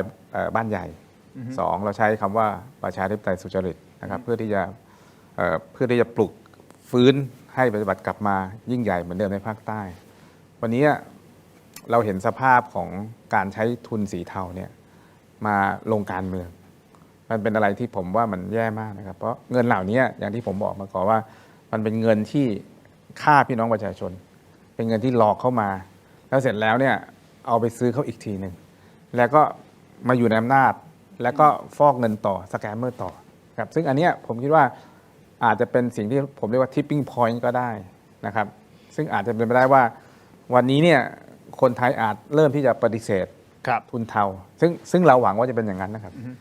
เราก็พยายามที่จะให้ข้อมูลคุณผู้ชมได้มากที่สุดสุดท้ายก็คืออยู่ที่คุณผู้ชมวันที่8 กุมภาพันธ์ณตอนนี้เป็นอย่างนี้นะวันที่8 กุมภาพันธ์เข้าคูหาไปกาท่านก็กาด้วยความที่ท่านเสพข้อมูลเก็บข้อมูลแล้วก็วิเคราะห์เองแล้วตัดสินใจเอาเองช่วยกันกำหนดอนาคตของประเทศแต่สิ่งหนึ่งที่อยากจะถามคุณสิริโชคต่อคุณอภิสิทธิ์ถ้าคุณอภิสิทธิ์ได้กลับเข้ามาอยู่ในแวดวงการเมืองเต็มที่หรือเป็นรัฐบาลหรืออะไรผมไม่รู้นะในอนาคตคุณคิดว่าคุณเซนจะมีท่าทีอย่างไรถ้าเป็นคุณอภิสิทธิ์มาผมคิดว่าคุณอภิสิทธิ์แกเป็นคนที่เฉลียวฉลาดนะครับแล้วก็การทูตแกก็เก่งนะครับแล้วก็เป็นคนที่รอบคอบผมคิดว่าการบริหารจัดการกับคุณเซนเนี่ยโดยภายใต้คุณอภิสิทธิ์เนี่ยผมเชื่อว่าสิ่งแรกที่แกจะทำก็เหมือนที่ผมพูดเลยแกก็คงที่จะเล็งเป้าไปที่กระบวนการฟอกเงินการตัดกำลังเหมือนนักมวยครับต้องตุ้ยท้องก่อนให้มันหมดกำลังเพราะถ้าเกิดเรายังไปแบบนี้อยู่เนี่ยแล้วยังปล่อยให้มีการฟอกเงินแล้วก็สามารถซื้ออาวุธเพิ่มเติมอย่างสังเกตอาวุธนะครับที่เขาซื้อเป็นอาวุธยุทโธปกรณ์ที่ค่อนข้างทันสมัยนะแต่ยังโชคดีเขาใช้ไม่ค่อยเป็นถ้าเกิดเขาใช้เป็นถ้าเกิดแม่นยำเนี่ยลองคิดดูอะไรจะเกิดขึ้นและพอสงครามมันยืดเยื้อเนี่ยเขามีความเชี่ยวชาญมีความชำนาญในการใช้อาวุธเหล่านี้เนี่ยสิ่งที่จะตามก็คือความสูญเสียของคนไทยที่จะเกิดขึ้นผมคิดว่าถ้าคุณอภิสิทธิ์เป็นนายกเนี่ยสิ่งแรกที่จะเป็นนโยบายหลักของคุณอภิสิทธิ์เลยในวันนั้นผมคิดนะครับก็คือการจัดการกับกระบวนการฟอกเงินนั่นคือเหตุผลว่าทำไมปฏิบัติถึงไปยื่นกับปปงให้ดูเส้นทางการเงินอันนั้นก็คือฟุตปรินท์แล้วว่าอันนี้คือสิ่งที่ต้องมาก่อนเพราะมิฉะนั้นแล้วเนี่ยมันกลายว่าทุนเทาเนี่ยจะเข้าไปครอบงำทุกสิ่งทุกอย่างในประเทศไทยโอเค fair enough ต่อคุณวิโรจน์ครับครั้งนี้นะครับโอเคก่อนที่จะไปพูดถึงเรื่องของคุณนะครับว่าตกลงคุณ ยังไงกันแน่เพราะว่างงเหลือเกินตอนแรกบอกจะไม่ลงสมัครแล้วใช่ไหมฮะในนามพรรคอันนี้ผมพูดเข้าใจถูกใช่ไหมแล้วก็สุดท้ายคุณก็มาโพสต์บอกว่าผมยังคงทำงานกับพรรคประชาชนเหมือนเดิมครับก็จริงๆแล้วบทบาทในการทำงานกับพรรคมันมีหลายบทบาทนะครับมันไม่จำเป็นจะต้องเป็นสมาชิกสภาผู้แทนราษฎรอย่างเดียวใช่ไหมครับมันมีงานอีกเยอะแยะครับอย่างพรรคประชาธิปัตย์หรือว่าพรรคเพื่อไทยผมว่าถ้าคุยกันก็รู้ว่ามันมีทั้งงานหลายรูปแบบทั้งงานบริหารพรรคก็ดีนะครับหรือถ้าเกิดได้รับฉันทามติจากประชาชนไปทำงานในฝ่ายบริหารเนี่ยก็ยังมีงานอีกเยอะแยะไปหมดนะครับแล้วก็ยังมีอีกหลายงานทั้งงานพัฒนาเครือข่ายสมาชิกมันเยอะไปหมดนะครับดังนั้นเราไม่จำเป็นคือผมก็ย้ำอย่างนี้ครับว่าผมเข้ามากับพรรคอนาคตใหม่เนี่ยผมต้องการเข้ามาเพื่อการเปลี่ยนแปลงให้บ้านเมืองมันดีขึ้นไม่ได้ต้องการเข้ามาเพื่อเป็นสสงั้นสสมันเป็นแค่กลไกทางผ่านเพื่อให้ผมสามารถทำงานร่วมกับพรรคในการเปลี่ยนแปลงบ้านเมืองนะให้มีอนาคตขึ้นให้มีการเปลี่ยนแปลงเชิงบวกเกิดขึ้นถูกไหมครับแต่ดังนั้นเนี่ยถ้าเกิดมันมีหน้างานอื่นที่มีความสำคัญไม่แพ้กันเนี่ยมันก็ไม่เห็นจำเป็นจะต้องจำเพาะเจาะจงยึดติดกับตำแหน่งนะครับหลายคนแล้วผมคิดว่ามันเป็นการ เขาเรียกอะไรเขาเรียกว่าทำตามอะไรนะความเชื่อของตัวเองด้วยว่าตำแหน่งสสมันเป็นภารกิจอะมันไม่ใช่อาชีพอะเมื่อไหร่ที่มันมีภารกิจคุณก็เข้ามารับอำนาจนั้นเพื่อทำภารกิจ เมื่อไหร่ที่มีภารกิจที่สำคัญกว่า คุณก็ไปทำภารกิจอื่นแล้วเมื่อไหร่ที่มันมีความจำเป็นที่ต้องกลับมาทำภารกิจในฐานะสสอำนาจนิติบัญญัติคุณก็กลับมาใหม่ มันก็มีหลายหน้างานเพื่อทำเพื่อบ้านเมืองเราอะนะครับเพื่อพรรคเพื่อบ้านเมืองนะครับ ผมได้คำตอบหรือเปล่าผมไม่แน่ใจ คือสรุปวิโรจน์ลงลำดับที่100 ป่ะ ก็น่าจะเดี๋ยวรอประกาศจากทางพรรคดีกว่าว่าผมอาจจะเป็นคนพูดไม่ได้ ประกาศไม่ยังอ่ะ ยังครับเฉพาะรายชื่อที่ส่งให้ทำ primary เอาว่าตอนนี้100รายชื่อยังมีผมอยู่แน่ มี100รายชื่อแต่ยังไม่ได้ลำดับ ๆแต่ส่วนลำดับก็เป็นหน้าที่ของพรรค โอเค ถ้าอย่างนี้ผมถามต่อก่อนที่จะไปที่คุณจตุพรเพราะคุณอยากให้คุณจตุพรกับคุณสิริโชคแล้วก็แน่นอนคุณวิโรจน์วิเคราะห์เพิ่มเติมเกี่ยวกับการเมืองณตอนนี้ที่ดูเหมือนแบบว่าจะมีการดึงเทคโนแครดเข้ามานะเข้ามาร่วมนะครับว่ามันจะเป็นยังไงแต่ต้องถามคุณวิโรจน์ก่อนเลยนะครับว่า MOA ครั้งนี้ฮะคือคุณทำให้เชื่อว่านะฮะน่าจะมีด้อมส้มหลายคนเนี่ยผิดหวัง ครับ และคุณจะสื่อสารอะไรกับเขาเพื่อที่จะให้เขากลับมามีความเชื่อใจกับพรรคของประชาชนพรรคประชาชนอีก ผม ครั้งห คิด นึ่ง ว่าตอนนี้เรามองเห็นปัญหาของประเทศเนี่ยอยู่2ปัญหาหลักๆเนาะหนึ่งคือปัญหาสแกมเมอร์นะครับซึ่งผมคิดว่าพรรคการเมืองเนี่ยที่เปิดเรื่องนี้นะครับในสภาเนี่ยถ้าน่าจะเป็นพรรคแรกๆเนี่ยก็น่าจะมาจากการอภิปรายของผมแล้วก็คุณรังสิมันต์โรมเนาะนะครับที่พูดถึงเครือข่ายของเบนจามินมาลเบอร์เกอร์แล้วก็มีผังโยงใยเต็มไปหมดถึงเครือข่ายของการหลอกลวงเงินออนไลน์และการฟอกเงินนะครับแล้วก็ทำให้ประเด็นในเรื่องของสแกมเมอร์เนี่ยถูกพูดถึงอย่างกว้างขวางในสังคม แล้วก็พัวพันมาถึงหลายบุคคลจนนำมาซึ่งการสืบสวนสอบสวนขยายผล จนถึงปัจจุบันแม้ว่าจะไม่ได้ดั่งใจนะครับมากนักแต่ว่าก็เป็นหนึ่งในความรู้สึกที่เราภาคภูมิใจในงานของเรานะครับที่เราสามารถจุดประเด็นเรื่องนี้ไม่อย่างนั้นจะถูกคุณเซนเนี่ยจูงไปที่สงครามชายแดนอยู่นั่นทั้งที่การรบในครั้งนี้เป็นการรบเพื่อมุ่งเป้าไปที่ผลประโยชน์จากเงินสกปรกของคุณเซนนะครับก็อันนี้ก็ถือว่าเป็นปัญหาที่หนึ่งปัญหาที่สองเราพูดกันตรงๆนะครับว่าทำไมเราถึงต้องจำเพาะเจาะจงไปที่การแก้ไขรัฐธรรมนูญก็ต้องยอมรับว่าการตัดสินใจในครั้งนั้นเนี่ยมันก็มีเงื่อนไขในการแก้ไขรัฐธรรมนูญด้วยเพราะว่าถ้าเกิดเราคงรัฐธรรมนูญชุดนี้ผมพูดตรงๆเลยครับนโยบายสำคัญเนี่ยมันจะไม่สามารถผลักดันออกมาได้เลยผมก็เคยคุยกับหลายท่านของพรรคเพื่อไทยว่าเชื่อไหมครับว่า30 บาทรักษาทุกโรคที่เป็นนโยบายชูธงถ้าเกิดมาอยู่ในรัฐธรรมนูญฉบับนี้เนี่ยผมมั่นใจว่าเสนอไม่ผ่านเราจะไม่เห็นการเปลี่ยนแปลงโครงสร้างทางเศรษฐกิจและสังคมที่มีนัยสำคัญเลยถ้าเรายังคงยึดโยงกับรัฐธรรมนูญฉบับนี้นโยบายเศรษฐกิจก็ยังคงแค่แจกกันคนละครึ่งคนละข้างเปลี่ยนชื่อเป็นชื่อนะครับหรือไม่ก็เป็นนโยบายอุดหนุนผลประโยชน์ทางภาษีช็อปช่วยชาติบ้างช็อปดีมีคืนบ้างซึ่งนั่นคือการกระตุ้นเศรษฐกิจแต่คนไทยมองการกระตุ้นเศรษฐกิจเป็นนโยบายเศรษฐกิจไปแล้วทั้งที่ยังคงมีความจำเป็นในการปรับโครงสร้างทางเศรษฐกิจอีกมากมายทั้งการส่งเสริมการลงทุนในเมกะโปรเจกต์การลงทุนในสาธารณูปโภคที่สำคัญการลงทุนทางเทคโนโลยีที่สำคัญเราทำอะไรไม่ได้เลยดังนั้นเนี่ยมันพอเป็นโจทย์2โจทย์เนี่ยเราเลยจำเป็นจะต้องตัดสินใจอย่างนั้นดังนั้นเนี่ยผมยังคิดว่าโจทย์2โจทย์นี้ยังคงเป็นโจทย์ใหญ่อยู่คือการปราบสแกมเมอร์และการทำให้ประเทศของเราเนี่ยนะครับมีความมั่นคงปลอดภัยแล้วก็จะทำให้เศรษฐกิจสังคมเดินหน้าได้อีกครั้งสำหรับการแก้ไขรัฐธรรมนูญนะครับก็ยังคงจำเป็นต้องเดินควบคู่กันไป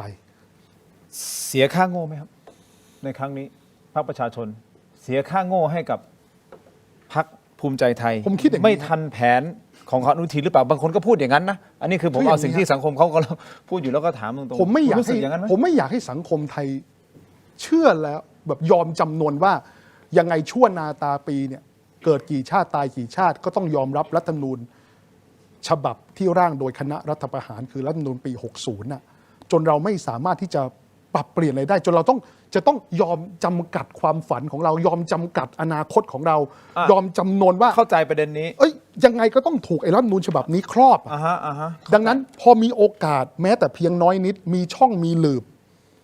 ก็ต้องเสี่ยงก็ต้องแก้ครับก็ต้องพยายามครับคือผมเคยเล่านิทานเรื่องหนึ่งเขาบอกว่า จับลิงเข้ามาปั๊บแล้วใส่กล้วยเอาไว้ลิงตัวไหนที่จะเข้าไปหยิบกล้วยปุ๊บเอาน้ำฉีดมันเอาแรงดันสูงฉีดมัน แล้วก็ค่อยๆเปลี่ยนลิงตัวเก่าออกแล้วเอาลิงตัวใหม่ แต่เวลามันฉีดน้ำมันฉีดลิงทุกตัวนะมีลิงตัวไหนจะเข้าไปหยิบกล้วยปุ๊บมันฉีดน้ำฉีดลิงทุกตัวเลยคราวนี้ลิงมันเริ่มกลัวใครมีลิงตัวไหนเนี่ยจะเข้าไปหยิบกล้วยปุ๊บโดนฉีดทุกตัวไอ้ลิงเนี่ยมันก็จะดึงแข้งดึงขาดึงไอ้ลิงที่จะเข้าไปหยิบกล้วยพอเปลี่ยนลิงตัวใหม่มาเรื่อยๆมาแทนลิงตัวเก่าไอ้ลิงตัวใหม่มาไม่รู้ไม่เห็นเอาเห็นกล้วยทำไมหยิบไม่ได้ขึ้นไปหยิบปุ๊บปรากฏว่ามันไม่โดนแรงมันไม่โดนน้ำฉีดนะมันโดนไอ้เพื่อนลิงอะดึงซะก่อนตบตีซะก่อนแม้กระทั่งว่าพอเปลี่ยนลิงชุดใหม่ไปแล้วอ่ะพอมีลิงตัวใดตัวหนึ่งขึ้นจะไปหยิบกล้วยไอ้ลิงที่ชุดใหม่หมดแล้วนะก็ไปดึงกระชากลากถูไอ้ลิงตัวนั้นมาจนกลายเป็นว่าไอ้กล้วยตรงนั้นอ่ะมันหยิบไม่ได้อีกแล้วอ่ะโดยที่ไอ้ลิงชุดใหม่ก็ไม่รู้ว่าเฮ้ยทำไมถึงหยิบกล้วยไม่ได้ทั้งที่ไม่มีลิงสักตัวถูกฉีดน้ำนะเพราะไอ้ลิงที่ถูกฉีดน้ำถูกเปลี่ยนชุดไปแล้วเราไม่อยากให้รัฐธรรมนูญฉบับปี60นั้นเป็นอย่างนั้นน่ะผมตั้งคำถามอ่ะยุทธศาสตร์ชาติ20ปีอ่ะไอ้คนล่างอ่ะ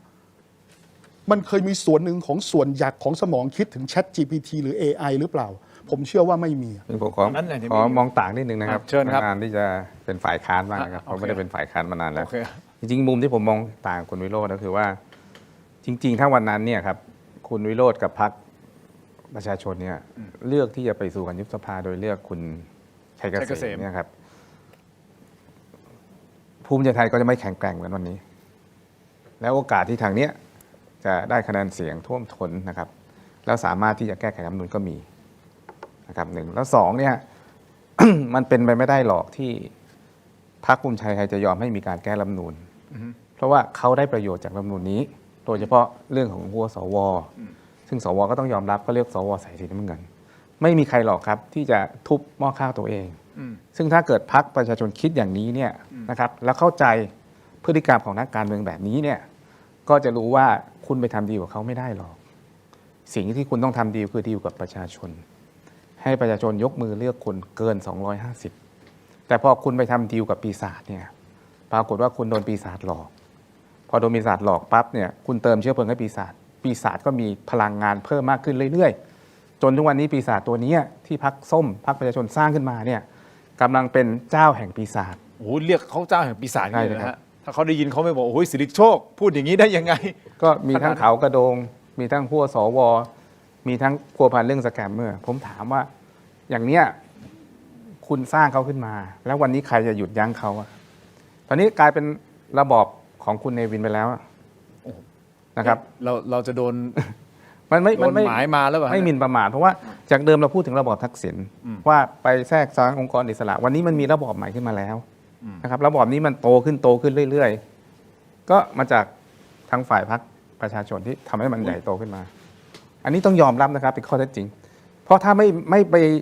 ยกมือให้คุณอนุทินเป็นนายกเนี่ยเขาจะไม่ยิ่งใหญ่ขนาดนี้หรอกครับ เดี๋ยวก่อนที่ผมจะไปที่พี่ตู่ มีอะไรจะพูดไหมเขาพูดขนาด ที่ผม นี้ พูดเนี่ยเพราะว่ามันมีผลกระทบกับผมเพราะว่าภูมิใจไทยมันก็ยิ่งแข็งแกร่งขึ้น แล้วภาคใต้เนี่ยสู้กับภูมิใจไทย อันนี้คือเราถกกันนะถกกัน ผมก็ตอบสั้นๆว่าการตัดสินใจของเราเนี่ยถ้าเราคิดในเชิงการเมืองแบบคุณ ครับ สิริโชค คิดเอาผลประโยชน์ของพรรคคิดเอาความนิยมทางการเมืองของพรรคเป็นที่ตั้ง ครับ ผมก็ต้องตัดสินใจตามวิธีคิดของคุณสิริโชค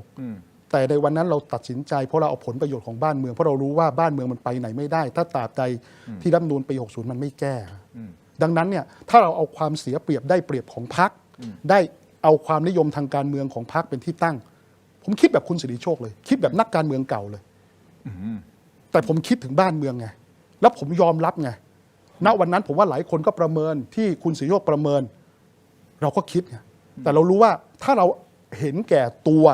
เหมือนพรรคการเมืองเดิมๆต้องยอมรับนะครับ ไม่ใช่ว่าพรรคประชาธิปัตย์ไม่เคยไปร่วมรัฐบาลนะกับพรรคภูมิใจไทยนะถ้าพรรคประชาธิปัตย์ไม่เคยร่วมนะผมจะไม่ว่าเลยนี่เคยไปนั่งร่วมกันในครม.กับเขานะเคยไปกินข้าวกับเขาเคยไปงานเลี้ยงกับเขาแต่ผมไม่เคยนะแล้วผมยืนยันว่าผมไม่ร่วมครม.ด้วยเพราะว่าผมต้องการแก้ไขรัฐธรรมนูญจริง ๆ และถ้าเกิดเอาความนิยมของตัวเองเป็นที่ตั้งก็คิดแบบนั้นแต่ผมเอาบ้านเมืองเป็นที่ตั้งไง แต่ผมมองต่างนะถ้าเราบ้านเมือง ก่อนที่ผมจะไปที่พี่ตู่รออยู่แล้ว แต่ผมรู้สึกเป็นคนนอกยังไง เดี๋ยว ถ้าเราเอาบ้านเมืองเป็นที่ตั้งเนี่ยจะต้องไปแบบผมเพราะสุดท้าย เป้าหมายคือต้องการแก้รัฐธรรมนูญ อ๋อ แต่วิธีการ มอง ที่ อ่าโอเค ที่ อาจจะ คุณ มอง ทำเนี่ยมันไม่สามารถแก้รัฐธรรมนูญแล้ววันนี้ก็พิสูจน์ชัดว่า โอเค มันแก้ไม่ได้นะครับถ้าเป้าหรือแก้รัฐธรรมนูญเนี่ยสิ่งที่คุณต้องทำคือคุณต้องดีลกับประชาชน ให้ประชาชนเชื่ออและคิดว่าต้องแก้แล้วก็เทคะแนนให้คุณ 250 อย่าไปคิดเรื่องว่าทำเพื่อพรรคมันไม่ใช่ครับ ถ้าคุณมองว่าปัญหาคือรัฐธรรมนูญเนี่ย โอเค มันก็ต้องให้ประชาชนเลือกคุณให้มันมากที่จะแก้รัฐธรรมนูญได้ แต่พอไปทำดีลกับปีศาจเนี่ยมันจบอะครับเพราะสุดท้ายปีศาจมันใหญ่ขึ้นแล้วสุดท้ายวันเนี้ยถามว่าโอกาสแก้รัฐธรรมนูญผมว่าน้อยมากนะครับตอนนี้แทบจะไม่มีเลย ผมสั้นนิดเดียวฮะ ฮะเชิญฮะ ก็นี่ผมกำลังฟังคุณสุริโยคในนามของพรรคที่เคยไปร่วมกับพลเอกประยุทธ์นะแล้วผมไม่เคยเห็นความพยายามของพรรคประชาธิปัตย์ในการแก้ไขรัฐธรรมนูญอย่างที่คุณสิริโชคพูดมาก่อนเลย ผมก็หวังเป็นอย่างยิ่งว่า หวังในอดีตไม่ได้คงต้องหวังอนาคตว่าหวังว่าพรรคประชาธิปัตย์จะมีความมุ่งมั่นตั้งใจแก้ไขรัฐธรรมนูญอย่างนั้นจริงๆนะแล้วก็อย่าไปร่วมรัฐบาลกับปีศาจแบบที่พรรคประชาธิปัตย์เคยไปร่วมรัฐบาลกับพลเอกประยุทธ์อีก ขอแย้งนิดนึงนะครับ แป๊บขอแย้งนิดนึงเนี่ยผมไม่ได้บอกผมจะแก้รัฐธรรมนูญแต่ผมว่าถ้าเป้าของทางเนี้ยก็คือว่าต้องการแก้รัฐธรรมนูญเพราะเห็นรัฐธรรมนูญมันมีปัญหาเนี่ยมันก็ควรที่จะทำอย่างที่ผมบอกเพราะวันเนี้ยคุณไปตัดเส้นทางตัวนี้ แล้วก็เรียนนิดนึงว่าผมเนี่ยไม่ได้ร่วมรัฐบาลกับพลเอกประยุทธ์และคุณอภิสิทธิ์เองเนี่ยก็แสดงสปิริตในการลาออกและนั่นคือเหตุผลว่าทำไมพวกผมถึงออกจากพรรคประชาธิปัตย์แล้วพอวันเนี้ยเรากลับมาเหมือนเดิมเนี่ยเราก็กลับมาเพื่อที่จะกอบกู้พรรคประชาธิปัตย์ให้เป็นพรรคสถาบันหลักนะครับเพราะฉะนั้นอย่าพยายามปนกันนะครับ แล้วก็ผมไม่ได้เรียกร้องแก้รัฐธรรมนูญนะผมกำลังจะบอกว่าถ้าเป้าหมายคือคนอย่างนั้นนี่ผมมองจากนักวิเคราะห์เพราะต้องการเป้าหมายคือต้องการแก้รัฐธรรมนูญเนี่ยมันต้องเป็นไปอย่างที่ผมบอกก็คือทำอย่างไรนี่ให้ประชาชนส่วนใหญ่ของประเทศเนี่ยมาเลือกอย่างร่วมทน แต่อันนี้ให้ความเป็นธรรมเพราะเขาไม่ได้อยู่ ครับแต่ผมยืนยันอย่างนี้ โอเค ตอนหาเสียงทุกพักเนี่ยมีนโยบายในการแก้ไขรัฐธรรมนูญทั้งนั้นแหละ ก็อยากให้คุณสิริโชคที่มาเพิ่งกลับเข้ามาพรรคประชาธิปัตย์ เพิ่งกลับ กลับ มา ไปดูนโยบายของพรรคประชาธิปัตย์นะครับที่คุณสิริโชคเคยลาออก แล้วก็จะคุณสิริโชคจะรู้เองว่า โอเค มันมีนโยบายในการแก้ไขรัฐธรรมนูญของพรรคประชาธิปัตย์ผมไม่รู้แล้วตอนนี้พรรคประชาธิปัตย์ที่คุณสิริโชคลาออกกับคุณสิริโชคเข้าไปใหม่ มันชื่อเหมือนกันหรือเปล่าหรือว่ามันต้องไปดูไหมว่าไอ้ชื่อเดิมมันมีการันชื่อใหม่มันมีการันไหม ชื่อเดิมคือชื่อเดิมเหมือนกันชื่อเดิมเหมือนกัน นี่พี่ตู่เรายังไม่นี่คือมันเป็นการดีเบตย่อมๆนะนั่นอันนี้นะฮะเอาไม่แปลเราวอร์มอัพคุณตู่มองยังไง คือผมมองนะครับตอนคือเรื่องการที่พรรคประชาชนไปโหวตให้ภูมิใจไทย ครับ แทนที่จะไปโหวตให้กับพรรคเพื่อไทย ครับ หรือแม้กระทั่งจะไม่โหวตให้ใครไอ้3 เส้นทางณขนาดที่หวยยังไม่ออกแบบวันยุบสภาเนี่ย ครับ พรรคประชาชนนะครับกับพรรคเพื่อไทยเนี่ยพรรคเพื่อไทยเขาฉีก MOU นะแล้วก็กระโดดหนีข้ามฝั่งไป ณตอนนั้น ข้าม ใช่ นะ ใช่ MOU มันก็มีแผลข้างกายใจต่อมาถ้าไม่โหวตให้ใคร คะแนนก็เป็น3 กองนะครับพรรคเพื่อไทยก็รักษาการต่อไปนะครับโหวตพรรคเพื่อไทยนะครับคนก็บอกไอ้พวกนี้เจ็บไม่รู้จักจำเขาเพิ่งฉีกข้ามขั้วตระบัดสัตว์ แล้วท้ายที่สุดก็ไปยกย่องเห็นไหมมันก็เป็นวัวกินหางนะครับ เพราะฉะนั้นเรื่องรัฐธรรมนูญเนี่ยผมก็พอเข้าใจกันได้นะครับคือแล้วผมก็อยากให้วิโรธเข้าสภาทำหน้าที่การเป็นผู้แทนราษฎรผมอธิบายอย่างนี้คือในสภาผู้แทนราษฎรเนี่ย ครับ ในยุคเนี่ยนะครับการที่จะมีสสลุกขึ้นอภิปรายแบบดีๆเนี่ยนะครับสมัยหนึ่งไม่เกิน50 คนใน50 คนนั้นเนี่ยนะครับก็เรียง1 ถึง 10นะครับ1 ถึง 20วิโรธคน1 ถึง 1 ใน 10แน่นอนในการอภิปรายที่มันเป็นธรรมชาติของการเป็นสมาชิกสภาผู้แทนราษฎรคือผมเนี่ยเคยมีความรู้สึกเรื่องการไม่ลงเลือกตั้งนะครับตอนที่ชุมนุมกันแรงๆเนี่ยคุณสุเทพอยู่ฝั่งกบสผมเป็นประธานนปชคุณสุเทพประกาศไม่ลงรับสมัครรับเลือกตั้งผมเองฐานะประธานซีกนี้ผมก็บอกว่าถ้าคุณสุเทพไม่ลงแฟร์กันผมก็ไม่ลงเอาเหมือกันอยู่ข้างนอกกันทั้งคู่สุดท้ายก็ถูกยึดอำนาจไป ตอนทำรัฐธรรมนูญเหมือนกันผมเป็นคนที่ไม่รับร่างนะครับถูกจับทัศนคติถูกขังเป็นว่าเล่นเลยก็แล้วกันผมก็บอกว่าถ้ารัฐธรรมนูญผ่านผมไม่ขอลงรับสมัครรับเลือกตั้งวันนั้นผมก็ยังมีสิทธิ์อยู่วันนี้พอมาฟังตอนที่วิโรธพูดตอนแรกเนี่ยว่าไม่ประสงค์จะลงรับสมัครรับเลือกตั้งผมเสียดายเพราะโอกาสที่พรรค ประชาชนเนี่ยโดยเฉพาะวิโรจน์ยังต้องเจอหลายด่านยังไม่รู้ว่าเรื่องที่ปปชเนี่ยเขาจะเอาต้นปีนะครับหรือไม่ 44 ส 44 สสตอนแรกก็ข่าวว่าจะเอาชุดเล็ก 11 คนตอนนี้คาดว่าจะคงจะเอาหมดไม่เว้นแม้กระทั่งแคนดิเดตนายกหัวหน้าพรรคถ้าเป็นจริงตามที่ปรากฏไอ้นี่โทษแรงคือตัดสิทธิ์ตลอดชีวิตเลย ครับ ทีนี้ไอ้เวลาของการเป็นผู้แทนราษฎรเนี่ยผมนี่เคยพ้นโดยสารรัฐธรรมนูญเพราะถูกขังแม่ไปใช้สิทธิ์มาก่อนผมรู้ว่าเนี่ยครับว่าเวลาที่ทำหน้าที่เนี่ยนะครับเวลาที่พอมันไปแล้วเนี่ยโอกาสจะกลับมาเนี่ยมันยากมากที่สุดนะครับผมก็วาดหวังกันว่าเนี่ยนะครับว่าวิโรจน์เขาจะได้ไปทำหน้าที่ผู้แทนราษฎรความเป็นจริงนั้นเนี่ยนะครับถ้าคิดเรื่องการจัดตั้งรัฐบาลแบบที่มีการโพสต์ของกองเชียร์ต้องการอธิบายว่าเหตุไม่ลงเพราะจะมาเป็นรัฐมนตรีคือพรรคประชาชนถ้าไม่ได้เสียงเกินครึ่งเนี่ยนะครับโอกาสที่จะตั้งรัฐบาลเนี่ยยากมากที่สุดมันมีแผลใจกันรอบวงเนี่ยทีนี้เนี่ยนะครับทีนี้ไอ้ถึงครึ่งเนี่ยมันก็ยากมากที่สุดเหมือนกันนะครับเพราะฉะนั้นความเป็นจริงแล้วเนี่ยนะครับพูดตรงไหนก็ได้ละไม่จำเป็นต้องเข้าสภาแต่ว่าเมื่อเวทีของสภาที่มีโอกาสเข้าไปก็ควรที่มันจะเป็นสีสันของสภามันมีเสน่ห์นะครับว่าในยุคหนึ่งดาวสภาที่เกิดเนี่ยนะครับว่ามันแต่ละคนแต่ละยุคเนี่ยนะครับมันหายากส่วนสิริโชคนี่ก็รอเข้าอีกรอบหนึ่งเว้นวรรคกันไปนะครับคือเขาก็เป็นวอลเปเปอร์เป็นดาวสภาด้วย เป็นดาวสภาเป็นอภิปรายด้วย 2540นี่จะไปเก็บประกาศไปปราบสแกมเมอร์มันต้องเป็นวอลเปเปอร์เหมือนกันแต่ว่ารอบนี้ก็ไม่เห็นไปยืนข้างเห็นนั่งข้างแล้วไม่พอดีผมต้องลงพื้นที่ลงพื้นที่นึกว่าพี่ยืนแต่ผมไม่จริงๆนิดนึงเนี่ยยืนนิดเดียวนะครับกันซ้าเล่นแต่ว่าเอาเป็นว่านะครับผมก็วาดหวังว่า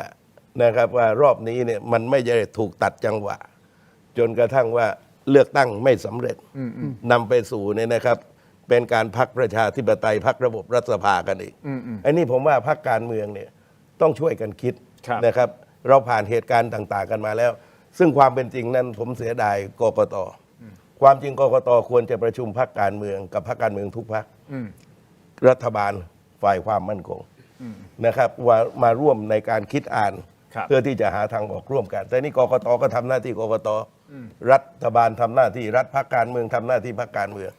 นะครับไอ้บรรยากาศแบบนี้ผมเห็นนะครับกับปี 49 กับปี 57 ซึ่งมันมีปลายทางจบลงกันอยู่ผมอยู่ในทั้งสองเหตุการณ์นั้นและผมไม่ปรารถนาจะเกิดให้เห็นกันอีกครั้งหนึ่งส่วนใครจะคิดอย่างไรก็แล้วแต่จริงๆประเด็นของคุณวิโรจน์ประเด็นของพรรคประชาชนเนี่ยที่ผมยกเรื่องนี้ขึ้นมาเนี่ยไม่ใช่เพื่อตำหนินะครับแต่ผมมองว่าพรรคประชาชนเนี่ยอาจจะยังขาดประสบการณ์ทางการเมืองซึ่งมีความจำเป็นในการที่จะต้องมองว่าพรรคไหนเนี่ยมีพฤติกรรมอย่างไรนะครับในขณะนั้นแล้วผมคิดว่าพอพรรคเนี่ยพรรคประชาชนได้เห็นเนี่ยก็สามารถที่จะปรับตัวเองเพื่อที่จะเป็นหลักให้กับประเทศได้นะครับการขาดประสบการณ์เนี่ยมันไม่ใช่เป็นอะไรที่ผิดมากนะครับมันก็ต้องสะสมประสบการณ์เรื่อยๆต้องชั่วโมงบินน่ะนึกออกใช่ไหมครับอย่างเช่นเนี่ยมีสสคนหนึ่งของพรรคประชาชนบอกว่ามีทหารไว้ทำไมเพราะเขาไม่มีประสบการณ์มันมีการรบกันไงครับใช่ไหมครับเขาก็จะมีความรู้สึกว่าเดี๋ยวนี้เขาไม่รบกันแล้วนะเดี๋ยวนี้ไม่จำเป็นไม่ต้องมีแต่พอมีประสบการณ์เนี่ยก็จะเห็นว่าทหารมีความจำเป็นใช่ไหมครับซึ่งตรงนี้ผมว่ามันเกิดขึ้นจากการที่เราเรียนรู้ไปเรื่อยๆเพราะฉะนั้นผมเลยจะบอกว่าในอนาคตข้างหน้าเนี่ยนะครับอย่าทำดีลกับปีศาจเลยขอร้องแค่นั้นเองทำดีกับประชาชนแค่นั้นเองไม่ได้มีความตั้งใจที่จะตำหนิในสภาที่เหลือมีพระทั้งรูปไหมไม่มีประชาชนดีกว่าพี่วิโรจน์จะพูดอะไรไหมก็ขนาดสีฟ้าที่พี่สิริโชคเคยอยู่ก็ยังเป็นหนึ่งในปีศาจจนพี่สิริโชคอยู่ไม่ได้จนต้องออกจากปีศาจตัวนั้นอันนี้ก็ยอมรับถูกไหมฮะดังนั้นเนี่ยผมคิดว่าคือมันมีคนบอกผมแหละว่าเฮ้ยระวังเหลี่ยมนะแต่ทำงานถามจริงฮะเจอคนเหลี่ยมเราต้องเหลี่ยมกลับอะครับ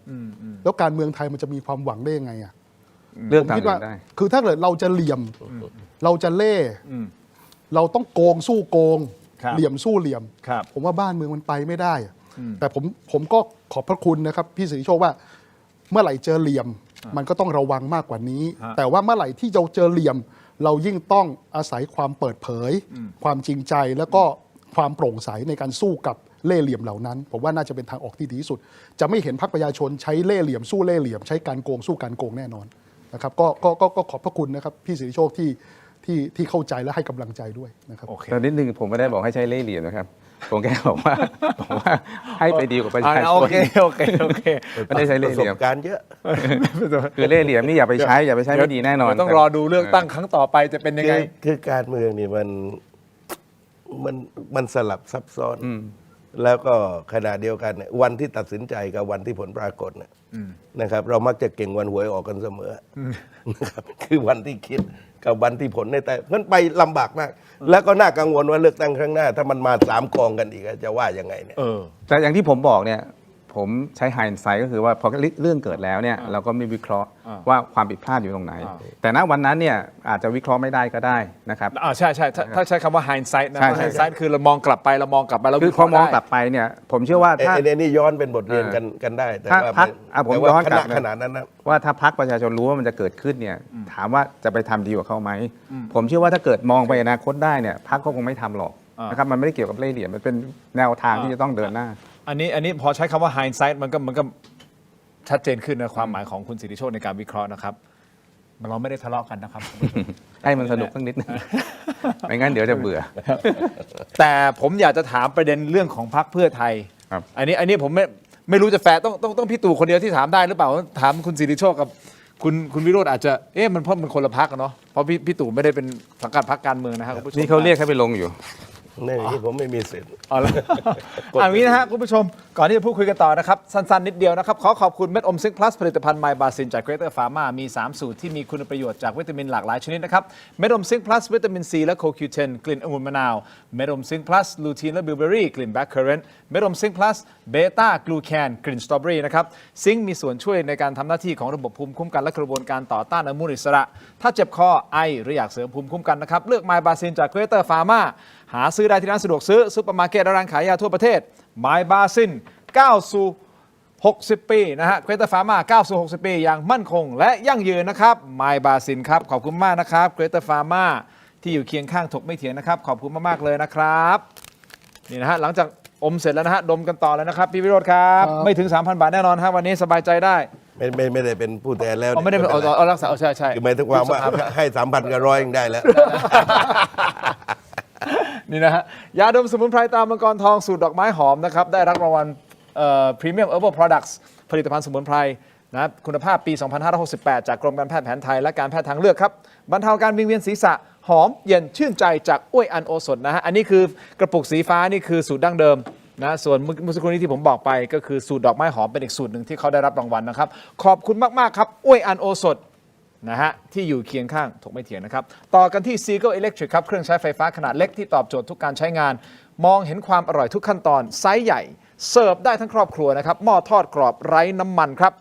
ดิจิทัล5 ลิตรนะฮะควบคุมแม่นยำครับตรงตามความต้องการสุกเร็วทั่วถึงกรอบนอกนุ่มในนะครับขอบคุณมากๆนะครับ Seagull Electric นี่ของดีจริงๆนะฮะเครื่องใช้ไฟฟ้าขนาดเล็กผมบอกได้เลยนะอันนี้เหมาะกับทุกบ้านผมก็เลยอยากจะให้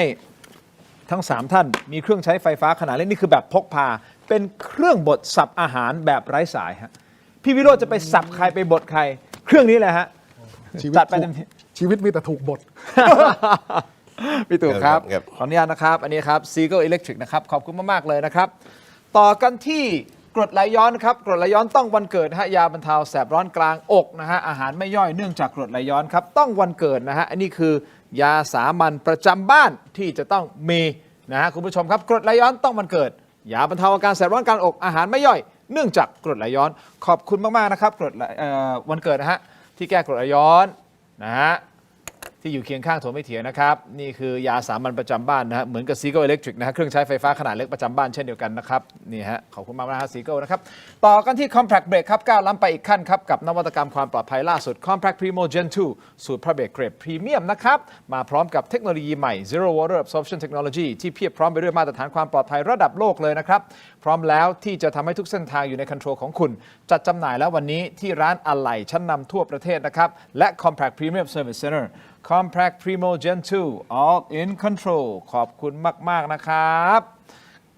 Compact Brake นะฮะที่อยู่เคียงข้างถกไม่เถียงนะครับต่อกันที่ยาท่าน้ำขาวครับนี่ฮะของดีผมบอกได้เลยฮะนี่ พี่วิโรจน์พี่ตู่ครับ ครับผม อาหารคู่ พี่สิริโชคนะครับ นี่คือยาธาตุน้ำขาว 49 บาทฝาสีฟ้าตราอาหารคู่นะครับ รับของ มาตรฐาน รับของรับของนิดนึงให้พี่สิริโชคอ่านคอมเมนต์อยู่ ต้องชูไหม ต้องถือนี่ยาธาตุน้ำขาว 49 บาทฝาสีฟ้าตราอาหารคู่มาตรฐานสากลครับ หาซื้อง่ายตามร้านขายยาแผนปัจจุบันทั่วไปราคาเพียง 49 บาทเข้าถึงง่ายจาก HK Pharmaceutical นะครับ เพราะฉะนั้นถ้าตามฉลากตัวนี้นะฮะ ยาธาตุน้ำขาวหารคู่ 49 บาท แก้ท้องอืดท้องเฟ้อรักษาลำไส้อักเสบฆ่าเชื้อโรคในลำไส้ตามฉลากนะครับ ครับ อ่านได้ถูกต้องอันนี้คือพันเรียบร้อยแล้วทุกอย่างของดีนะครับมาตรฐานสากลนะครับ 49 บาทเท่านั้นนี่คือยาธาตุน้ำขาวนะครับ ต่อฮะที่นี่ฮะ BrainTech Tri Screen นะครับอันนี้คือนวัตกรรมใหม่ครับ จอเสริมสุดล้ำที่สามารถทำงานได้พร้อมกันถึง 4 หน้าจอในเวลาเดียวกัน ด้วยความคมชัดระดับ Full HD และการเชื่อมต่อที่ง่ายสุดๆครับ เพียงเสียบสาย USB Type C ก็พร้อมใช้งานทันที และน้ำหนักเบาด้วยนะครับพกพาสะดวกเลยนะครับ กดเข้าไปที่หน้า Facebook Tero Digital ใน Facebook อย่าพลาดนะฮะถ้าตัดสินใจสั่งซื้อมีขนาด 2 ขนาดด้วยกันนะครับ 14 นิ้วกับ 16 นิ้วครับใส่โค้ดด้วยนะฮะตอนซื้อ Let's Play AI รับส่วนลดทันที 2,000 บาทครับ 2,000 บาทนั่นคือส่วนลดนะครับนี่นะฮะนี่คือ 14 นิ้วที่โชว์อยู่ในรายการนี่คือ 14 นิ้วนะครับต่อกันที่บริษัทสะดวกสะอาดปลอดภัยครับ ขอบคุณครับ นี่ไว้ซักฟอกรัฐบาล โอ้ แต่ผมไม่แน่ใจว่าครั้งหน้า อาจจะถูกซักฟอกก็ได้ มีสิทธิ์เป็นไปได้ทั้งหมดถูกไหมพี่ตู่ ครับ ทุกอย่างมันเกิดขึ้นได้ มันอยู่ที่ การเลือกตั้งรอบนี้ดูยากมาก ดูยากใช่ไหม ง่ายยากจริง ขนาดนี้นะโพล ผมยังสงสัยกันนี่นะ ส โพล วิงแบบนี้เลยอะ โอ้โหแบบ ตอนเนี้ย แล้วมันตัวเลขของที่เขาทำออกมานี่คือโอ้โห สวิงมาก สวิงมากอ้าว ก็ ไม่เป็น อย่าให้เหมือนฮะ คนอุดรที่ไปถูกหวยเนี่ยรางวัลที่หนึ่งเนี่ย ฮะ แล้วปรากฏว่ารถยนต์จากประเทศลาวมาชนตายทั้งคู่จำข่าวไหมก็คือว่านรกสวรรค์ในคราวเดียวกันเลย โอ้โห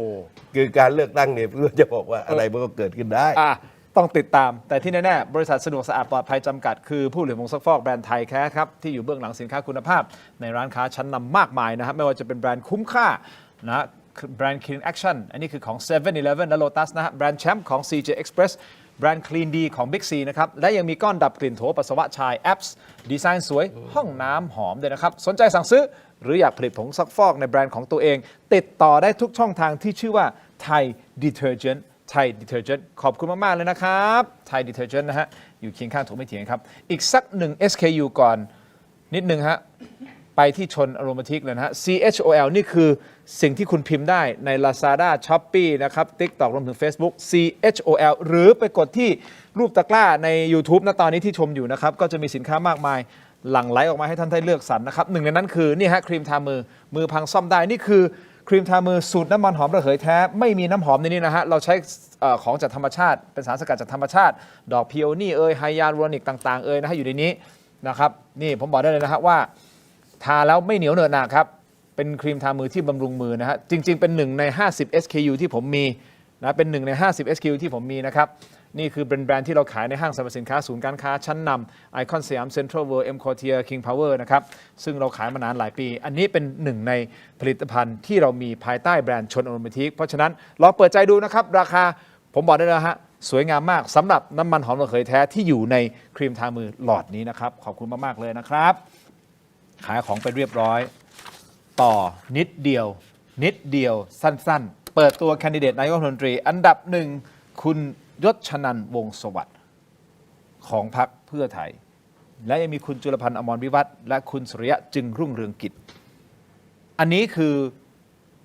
สุดท้ายก็ยังมีคนของตระกูลชินวัตรอยู่ ต้องมีสิครับ ไม่มีไม่ได้ คำว่า โอเคเดี๋ยวฟังพี่ตู่ก่อนแล้วเดี๋ยวฟังคุณสิริโชค คือถ้าข้ามตระกูลชินดาวงศ์ไม่ได้เนี่ย ปัญหาก็กลับที่เดิม ความจริงเคยมีหลักคิดนะครับ ตอนที่คุณยิ่งลักษณ์ยุบสภาเนี่ย ครับ จะไม่มีคนสามตระกูลนี้เข้าสู่การเมืองเพียงแต่ว่าให้คุณยิ่งลักษณ์ลงเป็นสัญลักษณ์ลำดับที่ 11 แล้วก็ต่อมาก็เปลี่ยนใจ ผลลัพธ์เหมือนเดิมทุกอย่าง ตั้งแต่คุณทักษิณคุณยิ่งลักษณ์คุณอุ้งอิงคนอื่นนะครับ ไม่ว่าจะเป็นคุณสมัครนะครับ เสียชีวิตไปแล้วยังถูกตามไปยึดทรัพย์นะครับนายกสมชายพ่อของยศนันท์2 เดือนครึ่ง ไม่ได้เข้าทำเนียบแม้แต่เพียงวันเดียว ครับ เศรษฐาทวีสินเนี่ยนะครับ ก็จบลงไม่สามารถเป็นกรรมการในตลาดหลักทรัพย์ได้อีกเลย บริษัทในตลาดหลักทรัพย์ได้อีกเลย ชะตากรรมต่างๆนั้นเนี่ยที่ผมบอกว่าถ้ามองไม่ข้ามวงวานวาดเครือเนี่ยนะครับผมว่าคนไทยเนี่ยเอาละฟังยศนันท์เนี่ยแน่นอนที่สุดอาจจะเป็นศาสตราจารย์เป็นด็อกเตอร์ การเมืองนี่มี3 คนอยู่นะตอนเนี้ย ครับ แต่ว่ามันนะครับในการบริหารประเทศ มันไม่ต้องมีคำนำหน้าเหล่านี้หรอกเพราะเขาไม่ได้แข่งว่าใครจบปริญญาเอกมา หรือว่าใครจะเป็นศาสตราจารย์ ครับ ผมว่าสิ่งที่สำคัญที่สุดนั้น ผมว่านะครับคนไทยอยากจะได้ยินเรื่องวงวานว่านเครือเนี่ยว่าเนี่ยนะครับจะต้องไม่เข้ามายุ่งเกี่ยว ถ้ากรณีนะครับในวันข้างหน้าจะอยู่ในสถานะไหนก็ตาม เพราะผมไม่เชื่อว่าเขาจะได้จัดตั้งเป็นแกนนำรัฐบาลเป็นพรรคร่วมนี้ได้นะครับ ในนาทีนี้ที่3ก็เก่งแล้ว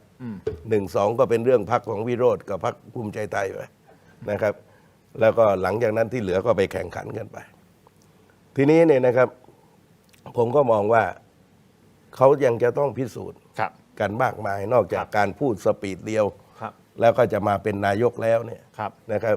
ถ้าจะกระซ้าวกันด้วยความเอ็นดูก็บอกว่านักวิทยาศาสตร์มันชอบทดลอง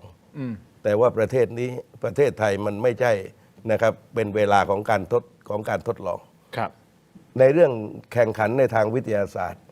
เขาอาจจะมีความเติบโตมีความสำเร็จได้ แต่ไม่ใช่เรื่องการบริหารประเทศ ครับ เราต้องการมืออาชีพมาบริหาร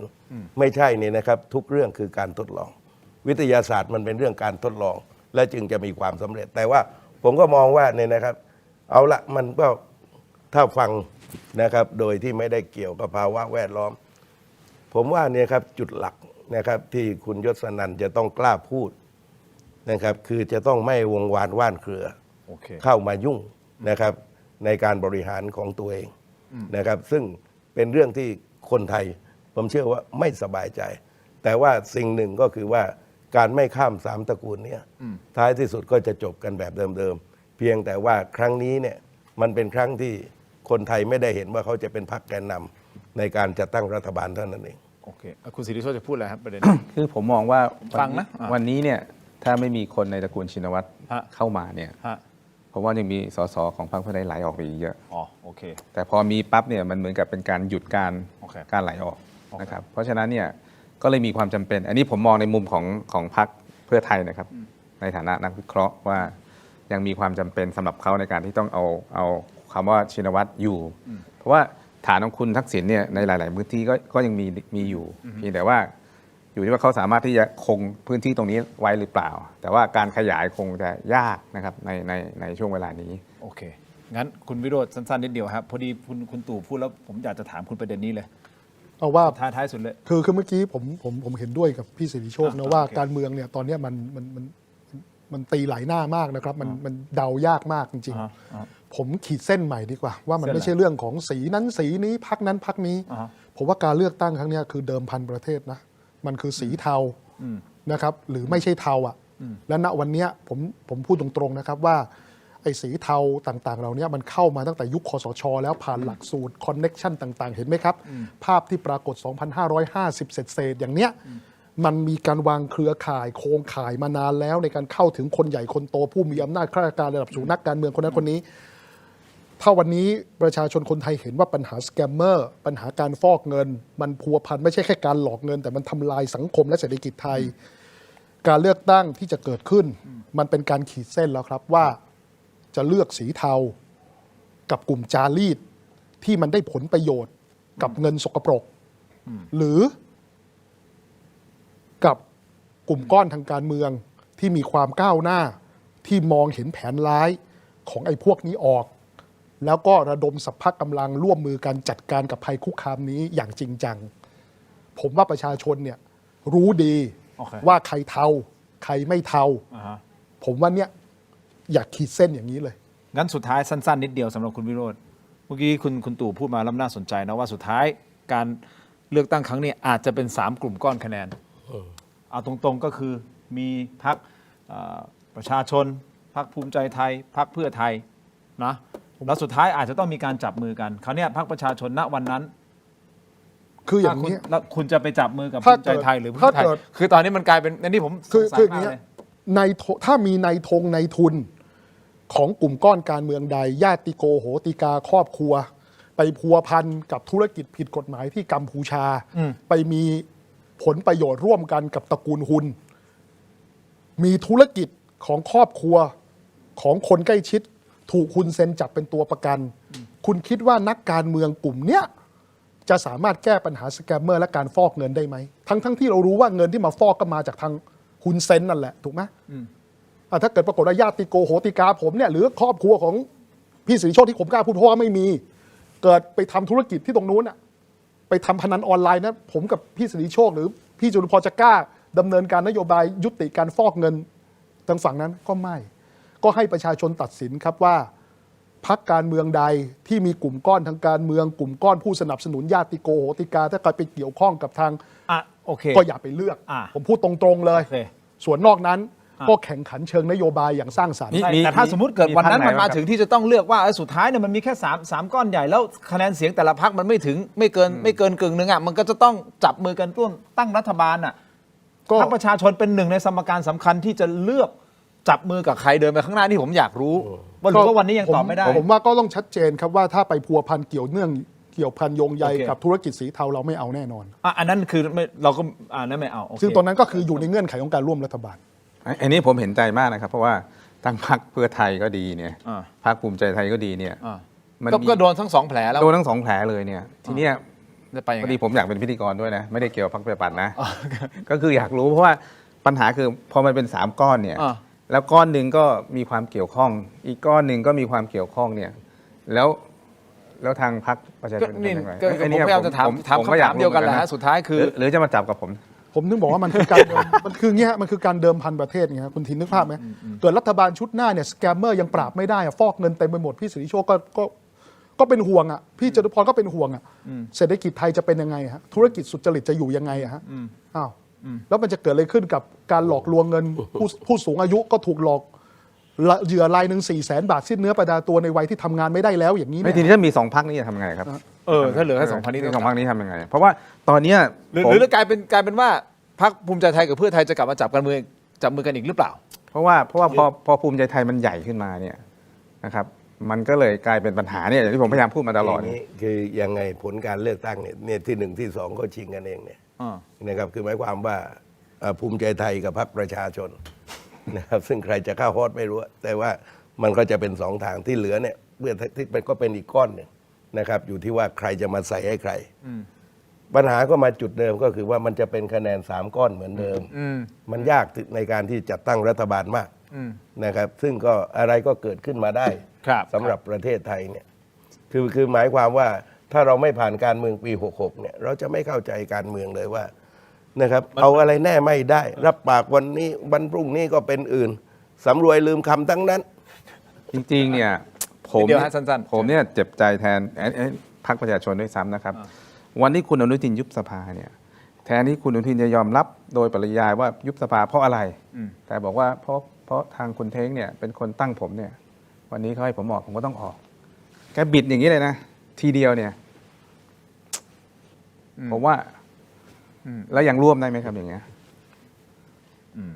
นี่ก็พรรคประชาธิปัตย์เขาก็มีฝีมือเรื่องแบบนี้อยู่นะไม่ผมจริงๆผมเห็นจริงๆคือผมเนี่ยในฐานะคนนอกเนี่ยผมเห็นแล้วผมมองว่าไอ้การพูดแบบนี้มันผมว่าไม่โอเคเลย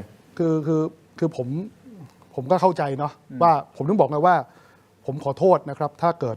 เราทำให้ประชาชนนะครับผิดหวังและเสียใจแต่ว่าผมก็ยืนยันว่าเราก็ตัดสินนะครับใจจากผลประโยชน์ของบ้านเมืองเป็นหลักแล้วผมยืนยันจริงๆผมต้องขออภัยพี่สุโรคถ้าเกิดว่าไปก้าวล่วงเนาะเราจะไม่มีทางที่จะไปทำอะไรที่มันนอกลู่นอกทางจากประชาธิปไตย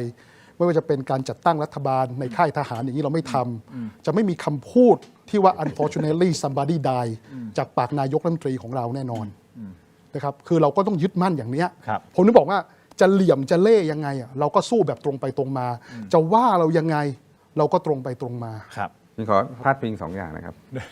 คือ1เนี่ยเวลาบอกว่า unfortunately เนี่ยผมเข้าใจว่าคุณวิโรจน์อาจจะไม่ได้ชำนาญภาษาเท่าไหร่นักนะครับเพราะว่า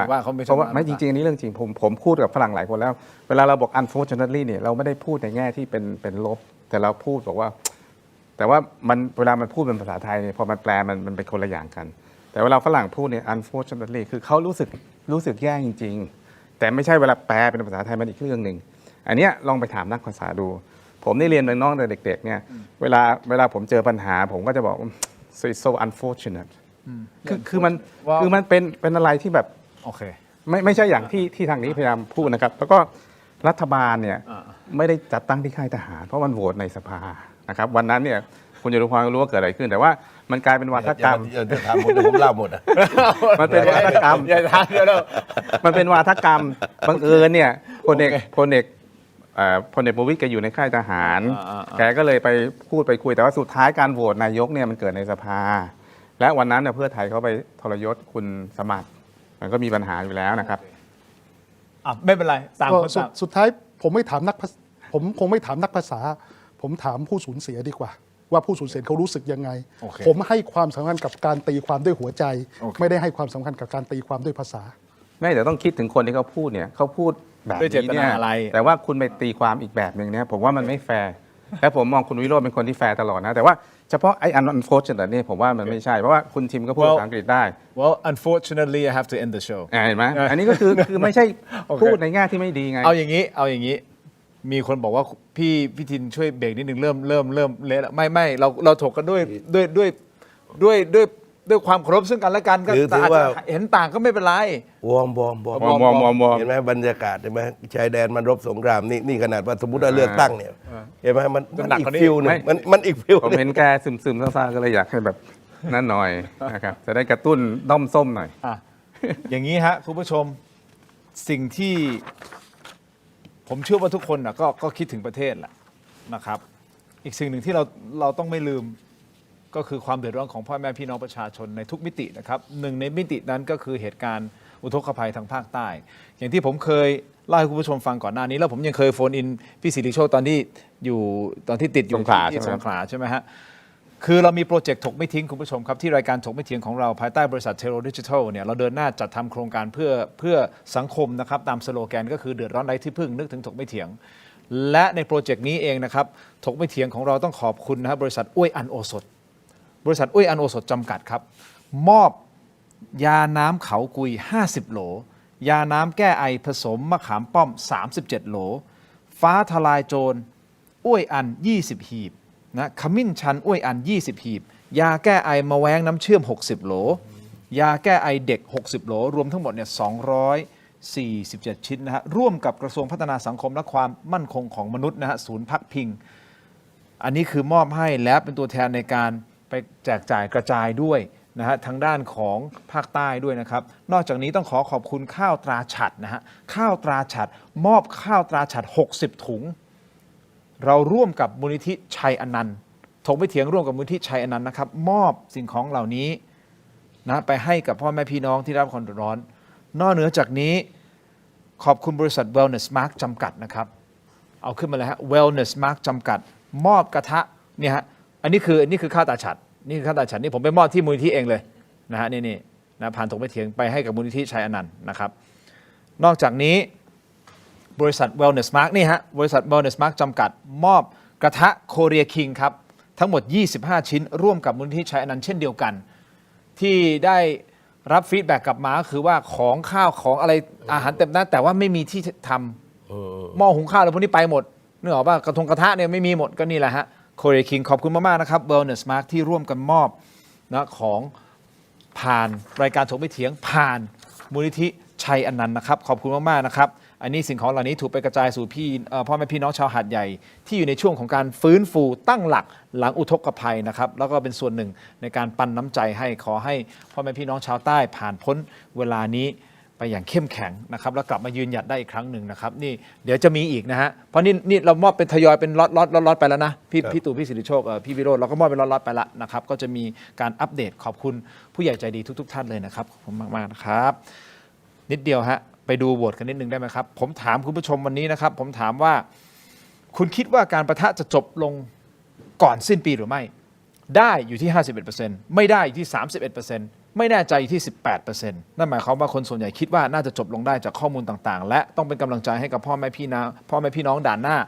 ชาวทหารทุกๆคนรวมถึงหน่วยงานที่เกี่ยวข้อง และก็ต้องเป็นกำลังใจให้กับภาครัฐด้วยนะฮะทางรัฐบาลด้วยนะครับเนื่องจากว่านี่คือความเป็นอยู่ของประเทศชาติ ต่อให้เราอาจจะมีบางคนอาจจะมีความคิดเห็นไม่ตรงกันกับรัฐบาลนู่นนี่นั่นอันนั้นคือวางไว้ก่อน แต่ถ้าสำหรับประเทศชาติก็เป็นกำลังใจให้กับทุกๆฝ่าย วันนี้ขอบคุณพี่ตู ครับ พี่สิริโชค พี่วิโรจน์มากๆนะครับ ครับ มีอะไรเพิ่มเติมอีกไหมครับ และถ้าท่านอยากจะเห็นทั้ง 3 ท่านในอีกบทบาทหนึ่ง ติดตามครับเพราะเราจะปล่อย EP ต่อไปก็คือถกใจคนค้นคนเหลี่ยมฮะ แล้วเป็น 3 ท่านนี้มา ประหลาดวะจำได้ไหม คุณวิโรจน์ไม่เล่นอ่ะถกใจครูโค่นอำนาจอ่ะ เกมอ่ะเดี๋ยวเราจะมีการปล่อยเมื่อไหร่นะออนแอร์เมื่อไหร่ สิ้นปีเราจะออนแอร์นะครับ ติดตามได้ก็คือ 3 ท่านนี้แหละครับตามท่านนี้เดี๋ยวมาดูนะคุณวิโรจน์เขาจะเก่งขนาดไหนนั่นแหละคุณสิริโชคจะเก่งไหม คน พี่ตู่ คน จะ เหลี่ เป็ ย น ม ยังไง คนเหลี่ยม คนเหลี่ยมนะครับ ติดตามได้นะครับ เราถ่ายเทปไปแล้ว เดี๋ยวจะมีการออนแอร์ ดู จำ ว่า ได้ใช่ไหมคุณวิโรจน์นะ ดูว่าใครเหลี่ยมที่สุด นี่แหละ 3 ท่านนี้แหละครับ ขอบคุณทุกท่านสำหรับการติดตามพี่ตู่ครับ ครับ ขอบคุณมากๆครับ สวัสดีครับ ครับพี่วิโรจน์ครับ พี่เล็กด้วยนะครับขอบคุณพี่ตู่ครับ ขอบคุณมากๆทุกท่านเลยนะครับ ครับ ขอบคุณคุณผู้ชมสำหรับทุกการติดตามทุกคอมเมนต์ที่คอมเมนต์เข้ามาทุกการโหวตด้วยนะครับ ขอให้ทุกท่านมีความสุขความทุกข์อย่าได้ใกล้ความเจ็บไข้อย่าได้มีขอให้มีความสุขสวัสดีนะครับแล้วพบกันใหม่ สวัสดีครับ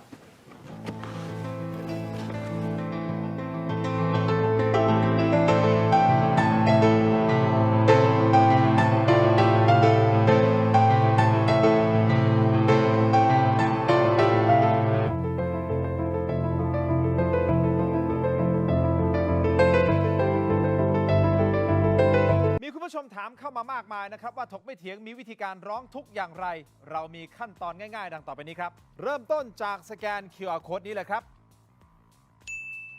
จากนั้นนะครับท่านก็เข้าสู่หน้า Inbox ของรายการถกไม่เถียง เพียงท่านกดคำว่าเริ่มต้นระบบอัตโนมัติจะส่งลิงก์ที่ทีมถกไม่เถียงสร้างขึ้นมาให้แก่ท่านนะครับ รับรองว่าเป็นลิงก์ที่ปลอดภัย กดเข้าไปได้เลยครับ เมื่อเข้าไปถึงหน้านี้นี่นะฮะแค่นี้นะครับท่านก็พิมพ์เรื่องราวร้องทุกข์มาได้เลยนะครับแต่ผมมีทริค3 ข้อสำหรับการร้องทุกข์เข้ามาในรายการถกไม่เถียงนะครับ 1. เขียนเรื่องราวร้องทุกข์ของท่านให้ละเอียดชัดเจนและสรุปโดยง่ายที่สุดนะครับข้อที่ 2 เขียนชื่อเบอร์โทรของท่านให้ครบถ้วนสมบูรณ์ที่สุด